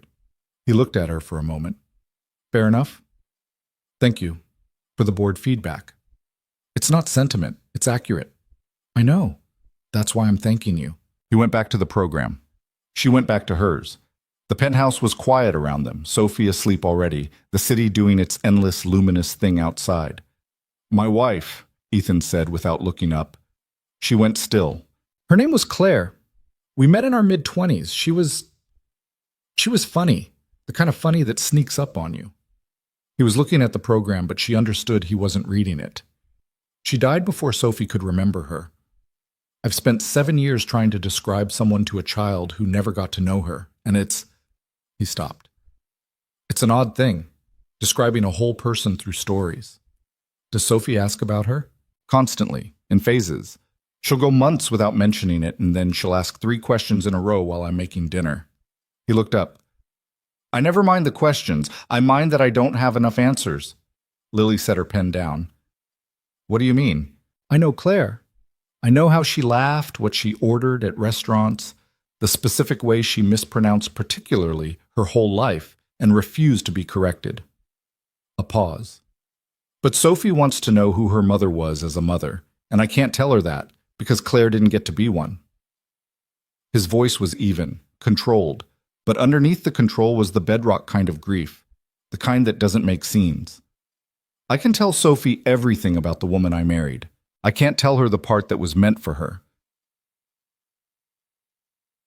The room was very quiet. I think, Lily said slowly, that might be the most honest thing you've ever said to me. He looked at her. You usually edit, she said. You say exactly enough. You choose what goes in. She held his gaze. That one wasn't edited. A pause. No, he said. It wasn't. The something that had been building for weeks. The coffee, the drawings, the late evenings, all of it, pressed up against the surface between them, and neither of them looked away. Lily, he said. His voice was different, still quiet, but the evenness was gone. She made a decision, not impulsively. She'd been making this decision for weeks without knowing it, and the knowing of it finally caught up with the making. She stood up, walked around the kitchen island, which was not far but felt significant. She stopped a foot from him. I leave in 6 days, she said. I know. I don't know what that means for... I know. And Sophie. Lily. He stood. Same height gap as always, close enough now that she was aware of the specific warmth of another person. I've been thinking about this since Chicago. Since you walked out of my elevator at 9:30 and texted me from the cab to confirm the Tuesday meeting like we hadn't just... He stopped. I don't do this. I haven't done this in years. I'm not impulsive and I'm not... I know you're not. But I am. I have been... I can't... He exhaled. I don't have the right words for this. That's very unusual for you. Yes, he said. It is. She reached up and straightened his collar, which didn't need straightening, and she was aware that this was a pretext, and he was aware that it was a pretext, and neither of them pretended otherwise. His hand covered hers. Still, just that. Both of them standing in his kitchen at 11:30 with the city behind them and Sophie's drawings on the refrigerator, and 6 days left on a contract she'd taken because she needed the money and ended up needing something else entirely. I'm scared, she said, because it was true, and because he'd been honest with her and she owed him the same. Of what specifically? Of doing this and having it cost us both something we can't fix. She looked at him. I'm scared of being the thing Sophie loses too. His hand tightened slightly on hers. Not a grip, a steadiness. I'm scared of that too, he said. I've been scared of exactly that for weeks. It hasn't made me want this less. She held his gaze, and then he kissed her. Not the way she might have imagined, which would have been some cinematic sweeping thing. It wasn't that. It was quiet. Careful in the way that's different from held back. The specific tenderness of a man who has been thinking about something for a long time and, now that the moment is real, is moving through it like it matters. She kissed him back. When they pulled back, she pressed her forehead to his jaw for a moment and felt him exhale. Long and slow, the breath of someone setting something down that they'd been carrying for a while. 6 days, she said. I know. We have to finish the gala first. I know that too. I'm serious. Lily. He pulled back far enough to look at her. The almost smile had become something real. I am completely aware of how serious you are. It is one of the things He stopped. The gala will get done. Good. She stepped back, picked up her pen, sat back down at the island. Because the program order on page 3 still has the fund totals before the closing remarks, and it should be the other way around. He stood there for a moment, looking at her. Then he sat down. Page 3, he said. Page 3. He opened his program, found page 3, made the note, and they worked for another hour in a penthouse in Manhattan while November pressed cold against the windows, and the city kept its eternal, indifferent, magnificent noise, and nothing was different except that everything was, quietly, completely different. At midnight, she packed her bag. He walked her to the elevator, same as always. The doors opened. She stepped in and turned. He was looking at her with the expression he'd stopped managing, the one that was just his face, without the editing. "I'll see you Thursday," she said. "Thursday," he agreed. The doors closed. She stood in the elevator and breathed and thought, 6 days. 6 days, and then the gala, and then she didn't know. She genuinely didn't know what came after, what shape this took when it stepped outside the compressed, specific world of a contract and 2 months in a penthouse in Manhattan. But she thought about Dana saying, "Then find out." And she thought about Sophie's drawing, the third figure in yellow, unlabeled, standing beside the tall one, and the small one like she'd been placed there by someone who understood, at 7 years old, something about belonging that takes most adults decades. The elevator hit the lobby. She walked out into the night. 5 days. Then the gala. Then they'd see. She realized, somewhere between the lobby and the street, that she'd stopped arguing with herself. That was either wisdom or surrender, and she was too tired to figure out which. She caught a cab and watched the city move past the window and tried not to calculate anything. Not risk, not distance, not the very real and complicated fact that she was a woman with $19 in her savings account and a 6-year-old niece who needed new shoes. And he was Ethan Calloway. And those two facts had not changed, and were not going to change just because he'd looked at her like that. They hadn't changed. But her coffee arrived black without asking, and Sophie had put her in the drawing, and he'd said, "I haven't made me want this less," like it was simply, unambiguously true. The cab stopped at her hotel. She paid. She went upstairs. She set her bag on the bed, sat next to it, and let herself feel it, all of it. The fear and the want and the specific, terrifying hope of someone standing at the edge of something they can't see the bottom of. She sat with it for 3 minutes. Then she opened her laptop and checked the catering timeline for Saturday, because there were 5 days left and the gala was going to be perfect. Or as close to perfect as she could make it, which, she'd decided a long time ago, was enough. The 5 days before the gala moved the way time moves when you're simultaneously dreading and needing something to arrive. Too fast and too slow, each hour swollen with tasks, and underneath all of it, the steady low hum of something she hadn't named out loud to anyone except Dana, who didn't need it named. Thursday's meeting was professional. Completely professional. They reviewed the final program order, confirmed the auctioneer's arrival time, walked through the contingency plan for weather. The retractable covering could deploy in under 4 minutes. She'd timed it twice. And Ethan signed off on the catering menu with one adjustment, swapping the sea bass course for something his foundation director had flagged as a known allergy risk among 3 of the major donors. She hadn't known that. She wrote it down and felt briefly annoyed at herself for not having caught it, and then moved on because there was no time for self-criticism that didn't come with a solution attached. The only moment that wasn't professional was at the end, when she was putting on her coat in the doorway, and he said, quietly, "How are you?" And she understood that he wasn't asking about the gala. "I'm okay," she said. Which was honest. She was okay. Not settled, not certain, but okay. "You?" "The same." She nodded. He nodded. She left. It wasn't awkward. That was the thing she noticed on the elevator down. It wasn't awkward the way she'd feared it might be. Whatever had shifted between them Wednesday night hadn't broken the working rhythm. It had just added something underneath it, a new register that ran parallel to everything else, and they were both, apparently, capable of holding both things at once. That said something. She wasn't sure yet what. Friday was setup day. She arrived at the penthouse at 7 in the morning with Priya, the lighting designer, and a catering crew of 12, and the next 10 hours were the specific organized chaos of an event taking shape, furniture arriving in pieces and leaving as arrangements, cables disappearing under flooring panels, the florist's team constructing centerpieces at a folding table they'd set up in the kitchen, while Ethan's regular chef stood to the side with the expression of a man watching strangers rearrange his living room.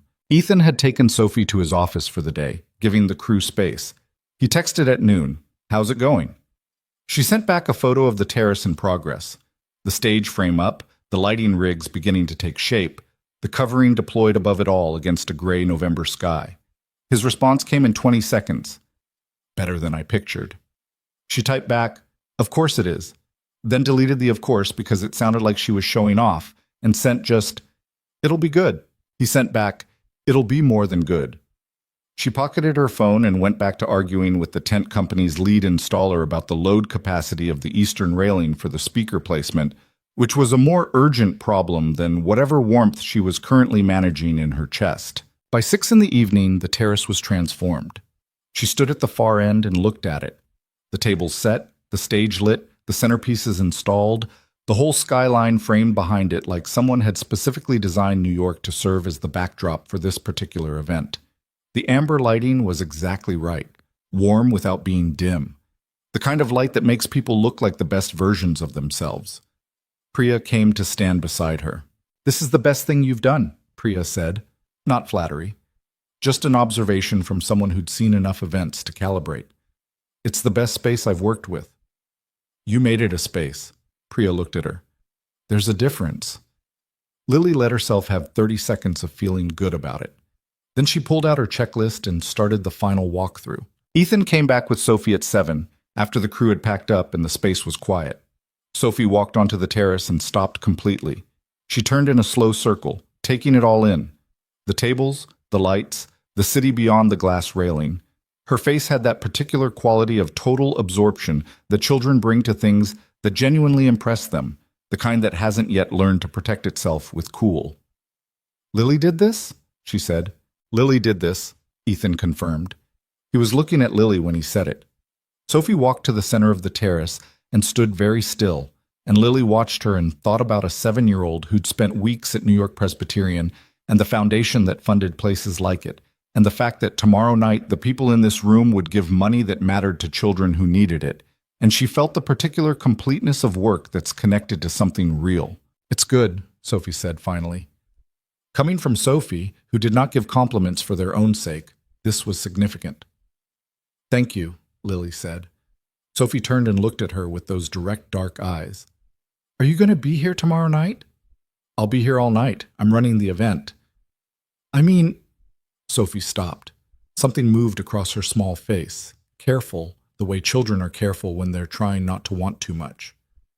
"Are you going to still be here, after?" The question had more weight than its 7 words. Lily crouched down so they were eye level. "I'm here right now," she said. "That's real." Sophie looked at her for a moment, nodded once, with the resolution of someone accepting an incomplete answer because it's the honest one. Then she went inside to show Ethan the centerpiece she'd decided she liked best. Lily stood on the terrace alone for a minute. The city hummed below. November wind came in cold at the edges of the covering. She thought, "I'm here right now." She'd meant it as comfort. She understood standing there that it was also a problem, that she was here, that she'd been here in all the ways that mattered, and in approximately 36 hours the contract ended and the here would stop. She didn't have an answer for that yet. She went inside. Ethan was in the kitchen pouring Sophie a glass of water and listening to a detailed explanation of why the centerpiece with the white flowers was superior to the one with the greenery. He looked up when Lily came in, and the look lasted about 2 seconds, but it was the kind of 2 seconds that carries a lot of information. "Are you staying for dinner?" Sophie asked Lily. "I should get back," Lily said. "Early morning tomorrow." "We're having pasta," Sophie said, as if this resolved the argument. Lily looked at Ethan.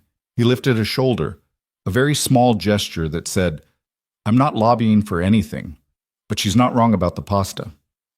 "Fine," Lily said. 15 minutes. She stayed 2 hours. They ate at the kitchen island, Sophie talking through her volcano unit, which had progressed to something involving plate tectonics, and Lily asking questions she was genuinely interested in, and Ethan mostly listening with his elbows on the counter and the expression of a man who knows he's watching something good and is trying not to stare too directly at it in case it stops. After, Sophie fell asleep on the couch with the television on low, and Ethan carried her to bed the way parents carry sleeping children, slightly awkwardly, with the practiced care of someone who's done it hundreds of times and knows exactly where the weight falls. Lily waited in the kitchen, pretending to look at her phone. When he came back, the penthouse was quiet. She'll be disappointed if the pasta isn't the reason you stayed, he said. It was very good pasta. Tell me that again when you meet Marco, because he's been insisting this household needs a proper dinner schedule for 2 years, and it would make his day. Who's Marco? The chef you had to relocate to the kitchen island today. He looked at the florist team like they were personally offending him. They were using his prep surfaces. Ethan leaned against the counter. He's very particular about surfaces. She laughed. A real one, the unguarded kind. He watched it happen with the particular stillness of someone cataloging something they want to remember. I should go, she said. You keep saying that. And then I stay for pasta. And then you stay for pasta, he agreed. She picked up her bag. He walked her to the elevator. Same as always, same doorway, same corridor. Except this time he stopped her with a hand at her elbow, light and careful, and she turned. After tomorrow, he said. Yeah. I'd like there to be an after, an actual one. He said it plainly. Not performing certainty he didn't have. She could see the effort of honesty in it, the specific discomfort of a private man saying something he can't take back. I know the distance is real. I know there are approximately 40 complications I haven't fully worked out. I'm not asking you to have answers tonight. What are you asking? I'm asking if you want there to be an after. Just that. She held his gaze. The honest answer was yes. The answer had been yes for weeks. The question was always the complications, the distance, the $19 in savings versus his entire skyline, the fact that she'd come into his life through the wrong door and was leaving through a contract, and somewhere between those two things they'd become people who ate pasta and talked about plate tectonics and knew how the other person took their coffee. Yes, she said, I want there to be an after. Something in him settled, not relaxed. Ethan Calloway did not visibly relax, she'd noticed this, but settled, like a thing shifting into a position that held. Okay, he said, the complications are still real.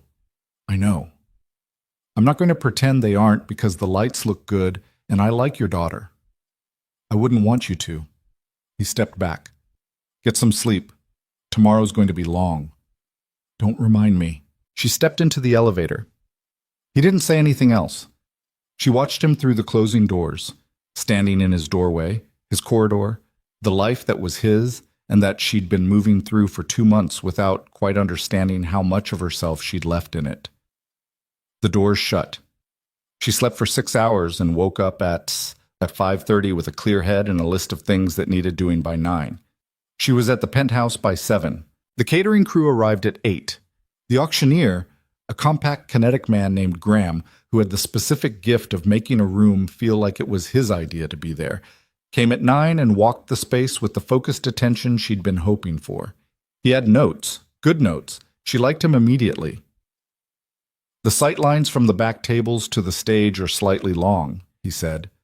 If we angle the stage 15 degrees, already planned. She showed him the revised layout. We're also running 2 screens flanking the stage. You'll have eye contact with the entire room. He looked at the layout. You've done this before. A few times. You know what kills an auction? People who feel excluded from the front. They stop bidding because it feels like someone else's party. He tapped the screen placement. This fixes that. That's why it's there, he smiled. I think we're going to be fine. By noon, everything was in motion and she had 3 hours before guests arrived. She went to her hotel, showered, and stood in front of the mirror in her dress. Deep green, simple, the kind of dress that recedes into the background the way an event coordinator should. She looked at herself. She looked tired. She'd looked tired for 2 months, but underneath the tired was something else. A solidity she recognized as the feeling of having done work she was proud of. It wasn't loud. It was just there. She went back. The first guests arrived at 6. By 6:30, the terrace was half full, and by 7 it had crossed the threshold where a space stops being an arrangement of tables and people and becomes an event. That specific atmospheric shift that's partly the crowd and partly the lighting and partly something that can't be engineered, just hoped for. Lily was everywhere and nowhere the way she was always at events, at the corner of every problem before it became visible, moving through the edges of the room, watching the flow. She caught a server whose tray was listing before anything spilled. She found Graham and confirmed the auction order with 15 minutes to spare. She fielded a last-minute seating request from the foundation's board chair with the specific diplomacy of someone who has done this 1,000 times and knows that the request itself matters more than where the person sits. She didn't look for Ethan. She was aware of him the way you're aware of certain things, peripherally, constantly, without looking directly. He was in the center of the room, moving the way he always moved, deliberate, unhurried, the kind of presence that rooms orient around without being asked. She caught him once in her peripheral vision, deep in conversation with two board members, and once he was talking to Sophie, who was stationed near the entrance in a navy dress, holding a stack of programs with the ferocious responsibility of someone who has been given an important job and intends to honor it. Lily had made Sophie a small laminate badge. S. Calloway, Program Director. Sophie had examined it for a full 30 seconds before pinning it precisely to her dress. At 7:15, the live segment began. She'd spent 3 weeks working on this, the part that replaced the video presentation, the part that made people uncomfortable in the right way. The foundation director had found 3 families, a mother named Cora, whose daughter had gone through cardiac surgery at 7, a father named James, whose twin boys had been in the NICU for 11 weeks, and a 14-year-old named Destiny, who'd had a tumor removed 2 years ago and was standing at the microphone in a sequin top she'd clearly chosen herself, talking about being scared and then not being scared anymore, about the nurses who remembered her name and the playroom that made the hospital feel less like the worst place in the world. The room went quiet in the way rooms go quiet when something real is happening. Lily stood at the back and watched and felt something press behind her sternum that she didn't try to stop. She'd stood in this room 100 times in her mind, planning it, adjusting it, rebuilding it when the venue burned. She'd measured it in logistics and timelines and vendor calls, but it was this, a 14-year-old in a sequin top talking about being scared, that made the whole thing matter. When Destiny sat down, the applause was the kind that takes a moment to start because people are still processing. The auction followed. Graham was exactly what she'd needed. He moved through the lots with a comedian's timing and a salesman's instincts, and he read the room the way she'd hoped, sensing when to accelerate and when to pause and let a bidding war breathe. The back tables were in it from the beginning, which almost never happened. She watched the numbers climb on the foundation's live counter. At 8:45, Ethan took the stage for the closing remarks. She'd heard him speak in professional settings, at the conference, at donor meetings, the specific modulated authority of a man who's learned to use his voice precisely. This was different. He stood at the microphone in his dark suit and looked at the room, and then he didn't give the speech she'd seen in the draft. He set the cards down. "I had remarks prepared on," he said. "I'm going to put them aside because I think they were mostly about telling you how important this work is, and you already know that. You've been sitting in this room for the last 2 hours, and you heard Destiny, and you don't need me to explain importance to you." A brief pause. "What I want to say is something smaller. A year ago, I was doing this from habit, not without meaning. The meaning has always been real, but from habit, the motion of something you've done long enough that you stop feeling the weight of it." The room was completely still. "Someone reminded me of the weight this year," he said. "Someone who walks into a room and immediately sees every part of it that isn't working, and then fixes it without announcing that she's fixing it." He paused. "She also walked into the wrong hotel room one night in Chicago and didn't apologize for it nearly as much as she thought she did." Lily froze. There was a wave of laughter from the crowd. Warm, confused. The laughter of 400 people who don't know the story but recognize the shape of one.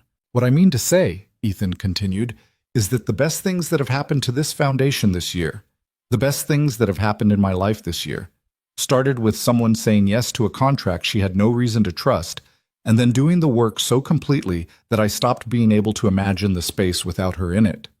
He was looking at the room, but she knew, the specific way you know without evidence, that he knew exactly where she was standing. "The foundation's goal was $2.3 million tonight," he said. "The current total is 2.6. The applause that followed was loud enough to feel it in the chest. Lily pressed the back of her hand to her mouth and looked at the ceiling for a moment. 2.6. She'd been tracking the counter, but not the total. She'd been too busy watching the flow of the room. $2.6 million for pediatric care, For Destiny and the twins and Cora's daughter and every other kid in some hospital somewhere who needed the room to feel less like the worst place in the world. She breathed. Then she put her hand down and went back to work, because the event wasn't over and there was a dessert service to coordinate. She found Sophie near the entrance at 9:30, sitting on a small chair that someone, she suspected Graham, who had correctly identified Sophie as a kindred spirit, had found for her. Her program stack was down to 3 copies. She was watching the room with the alert, evaluating attention of someone who has been paying close attention for hours and is not yet tired of it. "How many did you hand out?" Lily asked, sitting beside her. 112. Sophie said it precisely. 3 people took 2 each by accident, and I told them, but 2 of them kept the second one anyway. That happens. It shouldn't. Sophie considered this. They said thank you, at least. That counts for something. Sophie looked at the room, at the people, at the skyline beyond them, New York doing what it always did, enormous and indifferent and somehow, from up here, also beautiful. Lily. Yeah? Dad talked about you in his speech. He did. He was nervous before it, Sophie said. He does this thing when he's nervous. He rolls his left sleeve up and then down again. He did it 3 times backstage. Lily looked at this child. You were backstage? I wanted to see, said with the absolute reasonableness of someone who sees no flaw in this logic. He didn't know I was there. A pause. He kept looking at his cards and then putting them down. I thought he was going to read them, but he didn't. No, Lily said. He didn't. Because he meant what he said. Sophie looked at her with those level dark eyes. He always reads the cards when he doesn't mean it all the way. Lily looked at the room for a moment, at the table where Ethan was now shaking hands with the board chair, at the counter still glowing with the night's number. Sophie, she said, the figure in your drawing. Sophie looked at her. The unlabeled one. Yes, Sophie said. What were you going to call her? Sophie held Lily's gaze with the particular steadiness of a child who is also somehow ageless. I was waiting, she said, to see if she was going to stay. The simplicity of it went straight through Lily's sternum. She didn't trust her voice for a moment. She breathed through it. That's very patient of you. Dad says patience is knowing what you want and not making the universe hurry. Your dad says a lot of smart things. He says a lot of true things, Sophie corrected. They're not always smart. Sometimes they're just true. Lily nodded. At 10:15, the last guests began filtering out. The catering crew was clearing quietly, the lighting was dimmed to something warmer, and the terrace had moved into that post-event quiet that feels like the exhale after something long held. Lily did her final walkthrough, checked the vendor logs, confirmed the breakdown schedule with the crew chief, signed off on the catering close. Each task completed and set down, the long list finally running out of items. She was at the kitchen island with her binder, writing her post-event notes while the muscle memory was still fresh, when Ethan found her. The room was almost empty. Sophie was asleep on the couch again. She'd lasted until 10, which was better than either of them had expected. A few crew members were finishing up outside. The city pressed close through the windows. He sat down across from her and said nothing for a moment. 2.6, she said, without looking up from her notes. 2.6, he confirmed. Richard Harmon bid on 3 auction lots. He bid against himself on the second one, and I'm choosing not to tell him. She looked up. He was watching her with the expression that had stopped being managed. Just his face, just him. You talked about me in your speech, she said. I did. That wasn't in the prepared remarks. No. That was in front of 400 people. I'm aware of how many people were in the room. She set her pen down. Ethan, what was that? The truth, he said, which is what I said I was going to stop not saying. She looked at him. You planned that. I thought about it. That's the same as planning. Not entirely. He leaned forward slightly. Elbows on the counter, same as last night at dinner, same as every night they'd sat here working through the thing they were building. Lily, I meant every word. I know you did. That's what I'm... She stopped, pressed her fingers against the binder. That's a very public thing to do for someone you've known for 2 months. 11 weeks, he said, which I recognize sounds like I've been counting. Have you been counting? I remember when things start. He said it simply. It's a habit. I noticed when you stopped apologizing for having opinions in our meetings. I noticed when Sophie stopped using her full formal voice with you and started talking like she does when she's comfortable. I noticed. He stopped. I notice things. It's not romantic. It's just how I work. And you noticed all of those things. Yes. And then you stood up in front of 400 people and told them. Yes. She looked at him for a long moment. That terrified you, she said. It wasn't a question, a pause. Somewhat, he said, which from Ethan Calloway was the equivalent of completely. She thought about him putting the cards down, about Sophie watching from backstage as he rolled his sleeve up and down, about the specific bravery of a private man choosing to be unmistakably visible. I have $19 in my savings account, she said. He blinked. What? Approximately, give or take. She held his gaze. I'm telling you that because you should know what you're... This isn't... She exhaled. I'm not in your world, Ethan. I work in it. Those are different things, and I need you to know that I know that, and I'm not confused about it. And whatever happens after tonight, Lily, his voice was quiet, I know who you are. You know what I can do? I know who you are. He said it again, more deliberately. I know you raised your niece when you didn't have to. I know you stayed at a job that didn't deserve you because it was stable, and stability mattered more than pride. I know you cried in the elevator in Chicago. Don't make that face. The concierge mentioned it weeks later, and He stopped. I know you stayed in my kitchen last night for 2 hours because Sophie asked you to, and you would have stayed whether I was here or not. She was very still. I know your savings account number is not relevant information, he said, and I also know you're bringing it up because you're scared, and I want you to know that I understand being scared, and that I'm asking anyway. What are you asking?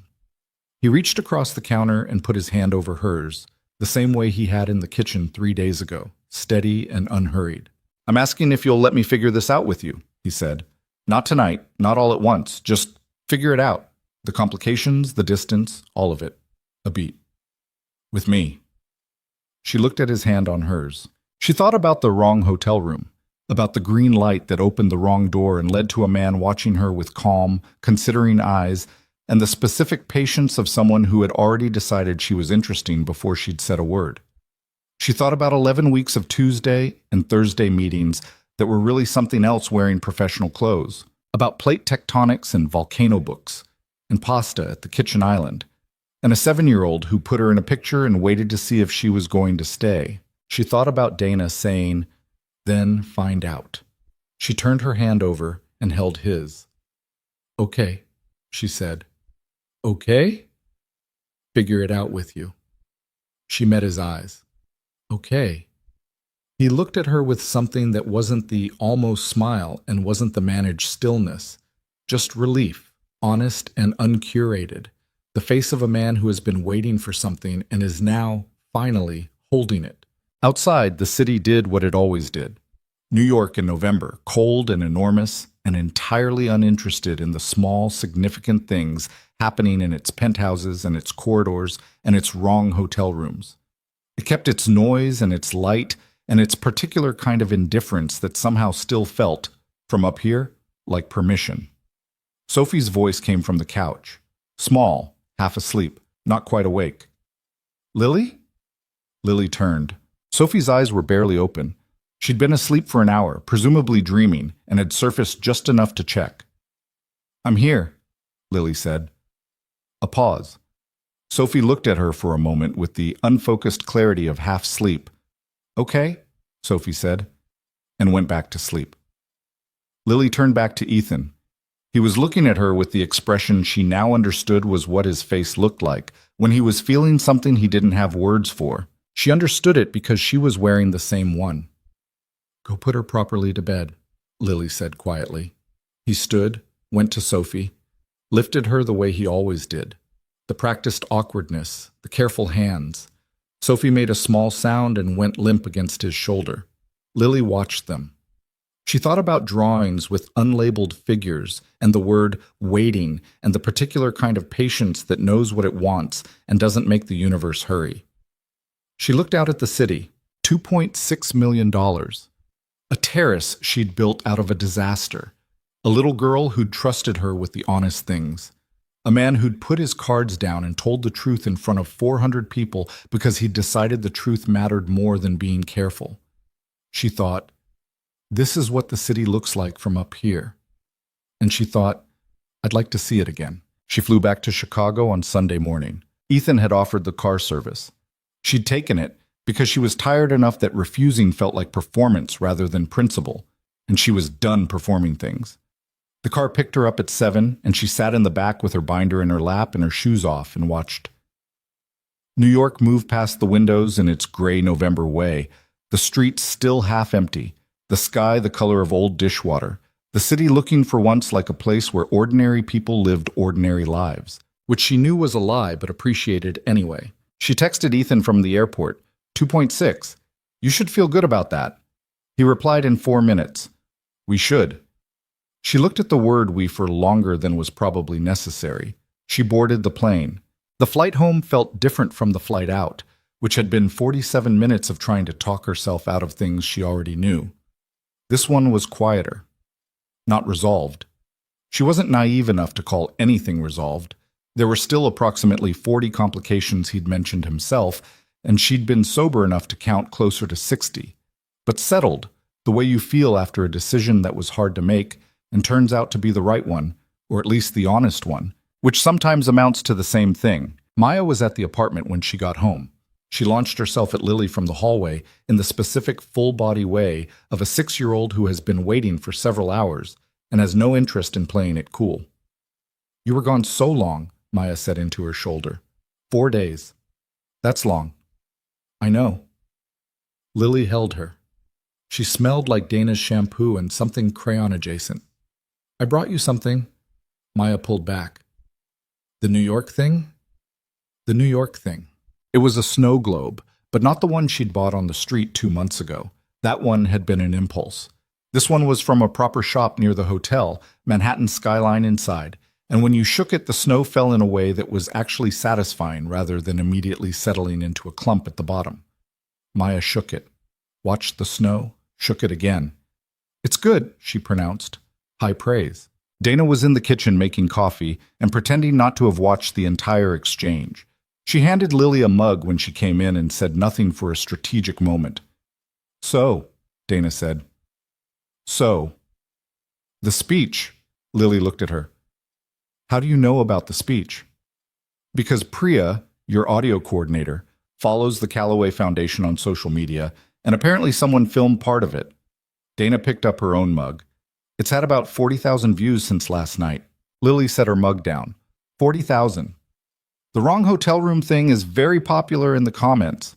Dana looked at her with the expression she'd been refining for 15 years. The one that said, I knew this was going to happen. I'm not saying I told you so. I am absolutely saying I told you so. Are you okay? I don't know. Lily was honest. I think so, yes. She picked her mug back up. It's complicated. Is it the good kind of complicated? She thought about his hand on hers. Sophie asleep on the couch. Okay. The word we. Yeah, she said. I think it's the good kind. Dana nodded once, satisfied, and let it go. This was one of the things Lily loved most about her. She knew when to push and when to trust that the ground had been covered. The following Monday, Lily went into her office. She'd thought about this on the plane, not in a dramatic way, not with a grand gesture already scripted, but with the practical clarity of someone who has been given a correct view of their own situation and can't unsee it. Ethan had said, weeks ago, stop protecting them. She'd filed it and not forgotten it, the way she filed most things he said. She requested a meeting with Marcus Holt's supervisor, not Marcus, his supervisor. And she sat in the chair across from a woman named Ellen Briggs, who ran the event management division and who had, Lily suspected, been watching Marcus's patterns for longer than she'd let on. I want to talk about attribution, Lily said, not angry, not emotional, just factual. I have documentation going back 14 months. Ellen looked at her. I think we're overdue for this conversation. It took 40 minutes. Lily laid it out, The seating arrangement, the Morrison event, the spring conference, the consistent pattern of work that left her hands and arrived in meetings under Marcus's name. She wasn't performing injury, she was just precise. At the end, Ellen said, "What do you want from this?" "I want it to stop," Lily said. "And I want a title that matches what I actually do. If that's not possible here, I'd like to know now." She was promoted to senior event coordinator within the week. Marcus was moved laterally to a role with significantly less access to her work. She told Ethan on Thursday, not as a triumphant announcement, just in the course of a phone call that had become, somehow, a daily thing, the way certain habits form without announcement. He called in the evenings, usually after Sophie's bedtime. She talked while she made dinner or sat on the kitchen floor with her back against the cabinets, the same position she'd been in months ago when she first admitted to herself that she was in trouble. "Good," he said when she told him about the promotion. Simple and direct. "It's a small thing." "It's not a small thing. You asked for what you were owed." A pause. "That's not small. Most people don't do it." "I had a conversation with a very annoying billionaire who told me to stop protecting people who didn't deserve it." "Very annoying," he said, and she could hear the shape of it. Not quite the almost smile, the real one. The one she'd watched evolve across 11 weeks until it stopped being guarded. "How's Sophie?" she asked. "She finished the volcano unit. She's now very invested in tectonic plates." She mentioned. She asked when you were coming back. Lily looked at the kitchen, at Maya's drawing on the refrigerator. A crayon figure labeled Maya and a taller one labeled Lily, and a third one that Maya, unprompted, had labeled Eaton's friend in the spelling of a 6-year-old who was confident, if not accurate. She hadn't pointed it out to anyone, but she knew it was there. "I don't know yet," she said. "That's an honest answer. I'm trying to give more of those." I noticed. A beat. "For what it's worth, I'd like the answer to become sooner." "I know you would. And I'm not trying to pressure—" "Ethan." She leaned her head back against the cabinet. "I know you're not. I know what this is." "What is it?" She thought about it. "It's two people who are both a little scared and decided to try anyway." A pause. "That's what it is?" He was quiet for a moment. "Yes," he said. "That's what it is." They talked for another hour, which was longer than either of them intended, and neither of them tried to end. The weeks that followed were not a fairy tale, which was fine with both of them, because fairy tales require a specific suspension of the laws of reality that neither Lily nor Ethan had much patience for. What they were instead was this: two people learning each other across distance, which is one of the stranger and more specific forms of intimacy available. The way you fill in the blanks differently when the person isn't in the room. The way conversation carries more weight when it has to substitute for presence. He flew to Chicago twice in November. The first time was a business trip that he extended by a day, and they had dinner at a restaurant she chose, in a neighborhood she knew, and she felt for the first time the small power of being on her own ground, the way a city becomes armor when you've lived in it long enough. He looked at the neighborhood with the attention he brought to everything, and she watched him look and thought, "This is who I am, outside of a penthouse." She wanted to see if it changed anything. It didn't seem to. The second trip was not a business trip at all. He just came. And they walked through Lincoln Park in the cold and talked and got bad coffee from a cart near the water, and he met Maya. This was the part Lily had thought about most. Not him meeting her. She'd handled introductions before, but the specific weight of it, the fact that Maya was not peripheral. Maya was the reason Lily had taken the contract, the reason she'd been at that conference in the first place, the presence in her life that made every other decision smaller. Maya looked at Ethan with the frank appraisal she brought to most things. "You're the one Lily went to New York for." "That's right," Ethan said. "She brought me a snow globe." "I know. She told me." Maya considered this. "Are you nice to her?" Lily pressed her lips together. Ethan looked at Maya with the same seriousness he'd have brought to a board meeting. "I try to be. Dad says trying doesn't count. Doing counts." "Your dad sounds smart." "He's okay," Maya said, which was the complex diplomatic answer of a 6-year-old who had opinions about her father that she wasn't prepared to share with a stranger. She looked at Ethan for another moment. Then she held out her snow globe. "You can shake it if you want." Ethan took it, shook it, watched the snow fall with genuine, unselfconscious attention. "That's satisfying," he said. "I know," Maya said, pleased. That was more or less the introduction. Lily had expected it to be harder or bigger or to require more. It turned out that a 6-year-old's requirements were simpler. Not easier, but simpler. Be real. Be present. Don't perform.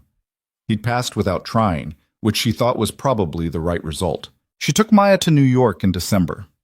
Not a big trip. 4 days, the weekend before Christmas. A hotel she paid for herself in a neighborhood that was neither glamorous nor depressing. Just a place with good light and a diner 2 blocks away that served pancakes Maya declared the best she'd ever had on the first bite. Sophie and Maya met on a Saturday afternoon in Central Park. Lily had wondered about this, had turned it over, the question of 2 small people being introduced with the weight of adult significance attached, the way children can feel when they're being asked to perform something. She needn't have worried. Sophie looked at Maya for approximately 5 seconds and said, "Do you know about plate tectonics?" Maya said, "No." Sophie said, "I'll tell you. It's very good." And that was that. They walked ahead, Sophie explaining the mechanics of tectonic movement to a 6-year-old who was absorbing it with genuine interest, and Lily and Ethan walked behind them in the cold and watched and didn't say anything for a long time. "Sophie doesn't talk to most kids like that," Ethan said. "Like what?" "Like they're capable of understanding things." He watched his daughter gesture emphatically about subduction zones. She decides pretty quickly whether someone's worth explaining things to. Maya's worth explaining things to. Apparently. He looked at Lily sideways. "Like someone else I know." She didn't answer that, but she felt it. They had dinner that night in a restaurant that was neither his world nor hers, but somewhere between, a corner place in the West Village with good food and noise enough that Sophie and Maya could talk without performing quiet, and Lily and Ethan could have a conversation that wasn't a phone call for the first time in 3 weeks. At one point, Maya fell asleep sitting up, which was a talent she'd had since infancy, and Sophie looked at her with the expression of someone encountering a new and interesting phenomenon. "She just went to sleep," Sophie said. "She does that," Lily confirmed. "In the middle of dinner." In the middle of most things. Sophie looked at Maya with something that was mostly scientific interest and maybe, slightly, the beginning of affection for a small person who slept without warning and knew nothing of plate tectonics but had been willing to learn. Ethan carried Maya to the cab. Lily carried her up to the hotel room. Somewhere in the handoff, Maya woke up briefly, registered that she was being moved from one set of arms to another without incident, and went back to sleep. Lily put her in the bed and straightened up and found Ethan in the doorway. They stood in the corridor outside her hotel room. "I should," she started. "I know," he said. She looked at him. "We're getting better at finishing each other's sentences." "That happens." "It's been 3 months," she said. 3 months of phone calls and 2 visits and 1 very significant charity gala. And 11 weeks before that. You counted again. "I told you, it's a habit." He looked at her. "Lily, what do you want? Not what's practical, not what makes sense. What do you actually want?" She looked at this man in a hotel corridor. Not his penthouse, not his office, not the polished context where she'd first understood who he was. Just a hallway with fluorescent lighting that was slightly too yellow, and a fire extinguisher case on the wall and the sound of someone's television 2 rooms down. She thought about the wrong room, about the green light that was supposed to be red, the defective key card, the dark suite she'd walked into thinking it was hers. She'd spent months understanding that the mistake was actually the beginning of something, which was the kind of thing that sounded like a greeting card and turned out to be simply, stubbornly true. But she also thought about this. The wrong room worked because of what happened after it. Not the accident, but the decisions. His decision to sit down across from her in a hotel cafe. Her decision to take the contract. His decision to tell the truth in front of 400 people. Her decision to say, "Okay, figure it out with me." Accidents don't make love stories. People do. "I want what I said I wanted," she said. "To figure it out. With you." A pause. "But I also want to tell you that I'm done treating it like a provisional thing, like it might not work, so I should hold part of myself back in case it doesn't." She held his gaze. "I'm not built for provisional. I've tried it. It makes me worse at everything." He looked at her for a moment. "What does not provisional look like?" "It looks like me stopping apologizing for the complications and starting to solve them." She exhaled. The distance is real, but distance is a logistics problem, not a feelings problem. I'm good at logistics. The best I've ever seen, he said, without irony. I know Maya and Sophie are at different stages of trusting this. I know Sophie puts me in drawings, but that's not the same as a 7-year-old being ready for her world to change. I know that takes time, and it should take time. She pressed her back against the wall. I also know that I walked into the wrong hotel room in Chicago 6 months ago, and I have been, steadily, in the right place ever since. He crossed the corridor, stood in front of her. Same as always. Same height differential, same specific gravity of his presence. The thing she'd cataloged and stopped trying to uncatalog. Lily. His voice had that quality, the one that wasn't managed. Yeah, I love you. She held very still. He said it the way he said most honest things, directly, without performance. The way you state a fact you've been sitting with long enough that it stopped feeling scary and started feeling like just the truth.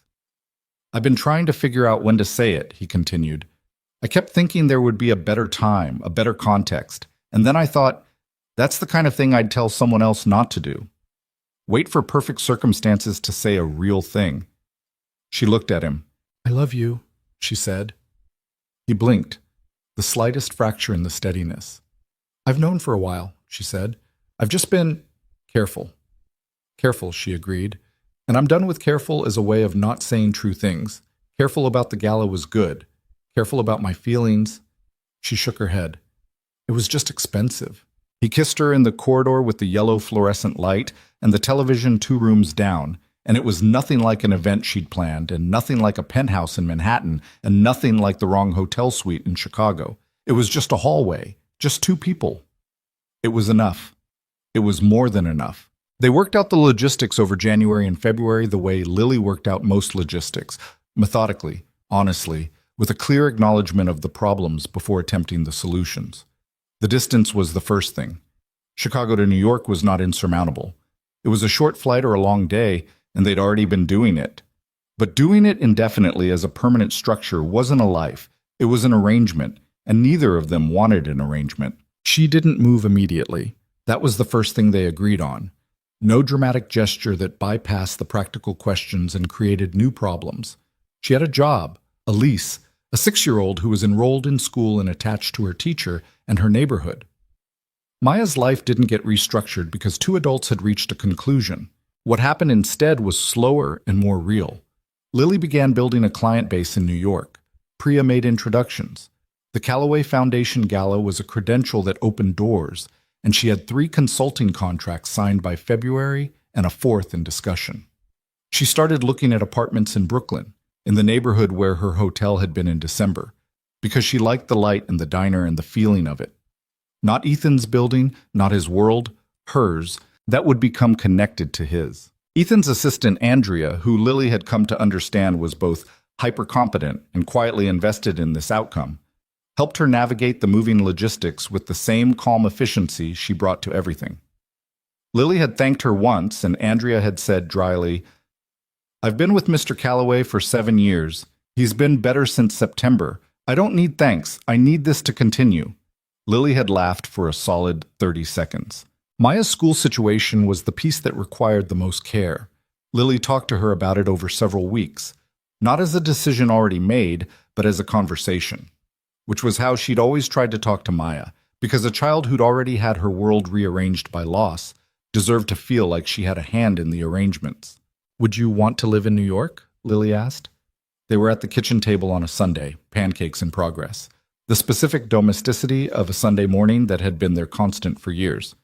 Maya thought about it with genuine seriousness. Would we still have pancakes? Obviously. Would I see Sophie? Probably a lot. Does Sophie's school have plate tectonics? I can find out. Maya shook the snow globe. She'd had a habit of shaking it while she thought since December. The snow fell. She watched it settle. Okay, she said. Just okay. I want a room with a window. Maya set the snow globe down. My room here doesn't have a good window. I'll find you a room with a window. A big one.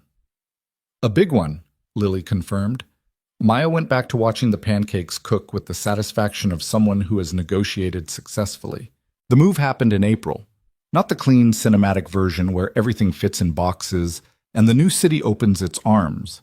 The actual version, which involved a moving company that was 2 hours late in a box labeled kitchen that somehow contained 3 books, a lamp, and one of Maya's shoes. Lily spent the first night in the new apartment eating takeout on the floor because the table was still somewhere in the hallway, and Maya fell asleep against her shoulder, and she looked at the bare walls and the boxes and thought, this is what starting over looks like from the inside.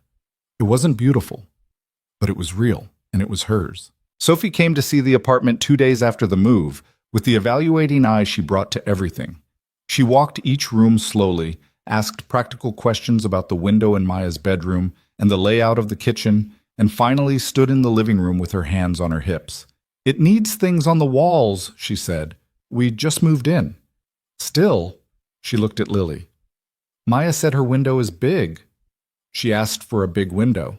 Sophie considered this with the expression of someone recalibrating their assessment of a person they already thought well of.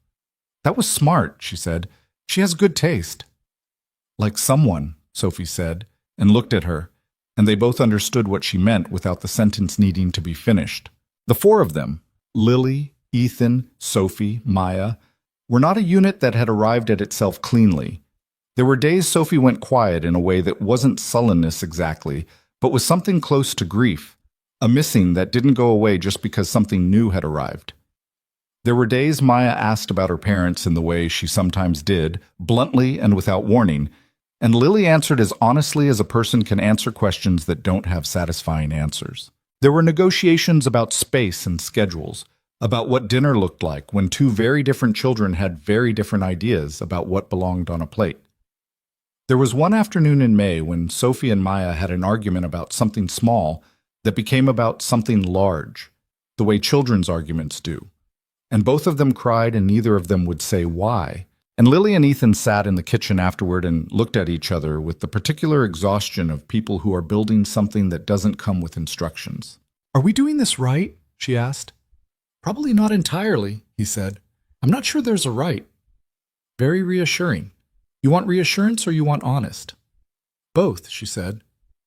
At the same time. He thought about it. Honest is, I don't know what I'm doing. I've never done this, and some of it is going to be wrong. Reassuring is, I'd rather be doing it wrong with you than doing it right with anyone else. She looked at him. That was actually pretty good. I've been working on it. How long? About 3 weeks.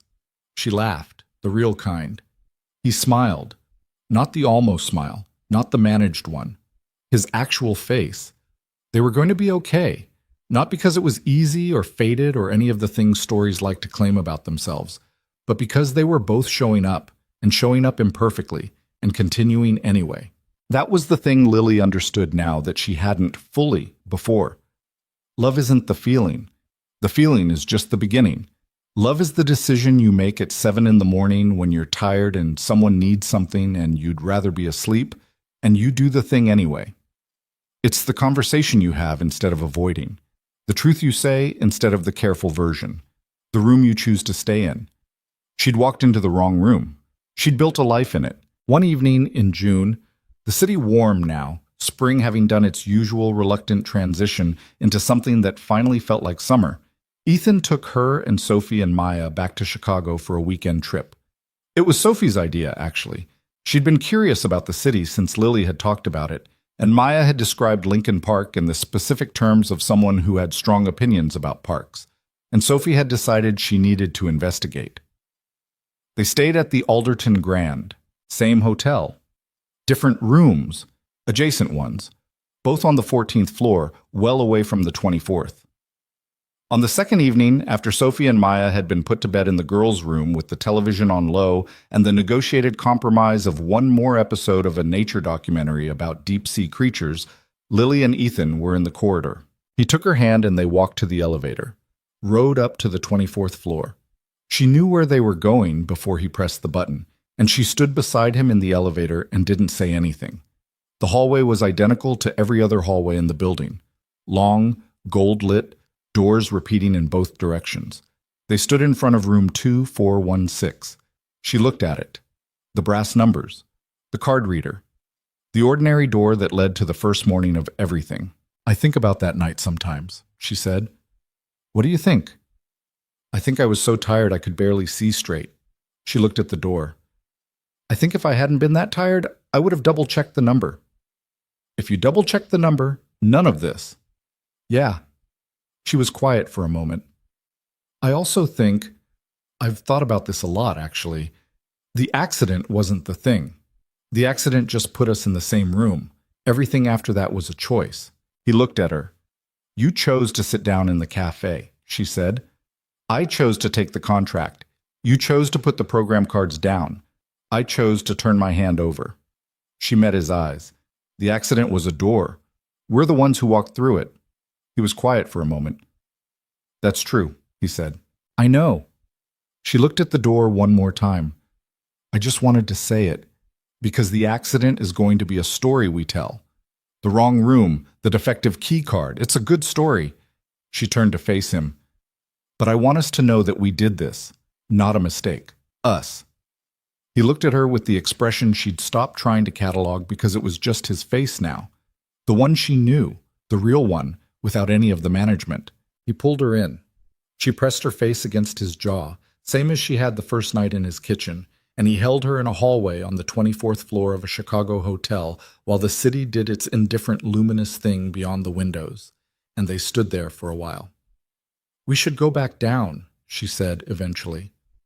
Sophie has strong opinions about what constitutes appropriate bedtime supervision. She has strong opinions about everything. She comes by it honestly. He made that sound. The short, genuine laugh she'd first heard months ago in his kitchen and had understood even then was rare. They walked back to the elevator. She pressed the button. The light came on. The doors slid open, gold and ordinary, the kind of elevator you ride without remembering you've ridden it. She stepped in. He stepped in. The doors closed. They went back down to their floor, back to the room where Maya was probably not asleep, and Sophie was definitely running commentary on the deep-sea documentary. Back to the ordinary, complicated, imperfect evening of 2 adults and 2 children, and a life that had been built, carefully and messily, out of a wrong turn and a series of right ones. The elevator opened. They walked out. Behind them, the doors slid shut. Somewhere above them, on the 24th floor, room 2416 sat empty and unremarkable. Just a hotel room, just a door, the way all doors look before you understand what's on the other side of them. There's something that takes years to learn and can't really be taught, only arrived at, usually sideways, usually when you're too tired to be defensive about it. It goes like this. The life you're supposed to have is not waiting for you at the end of a plan. It's in the detour.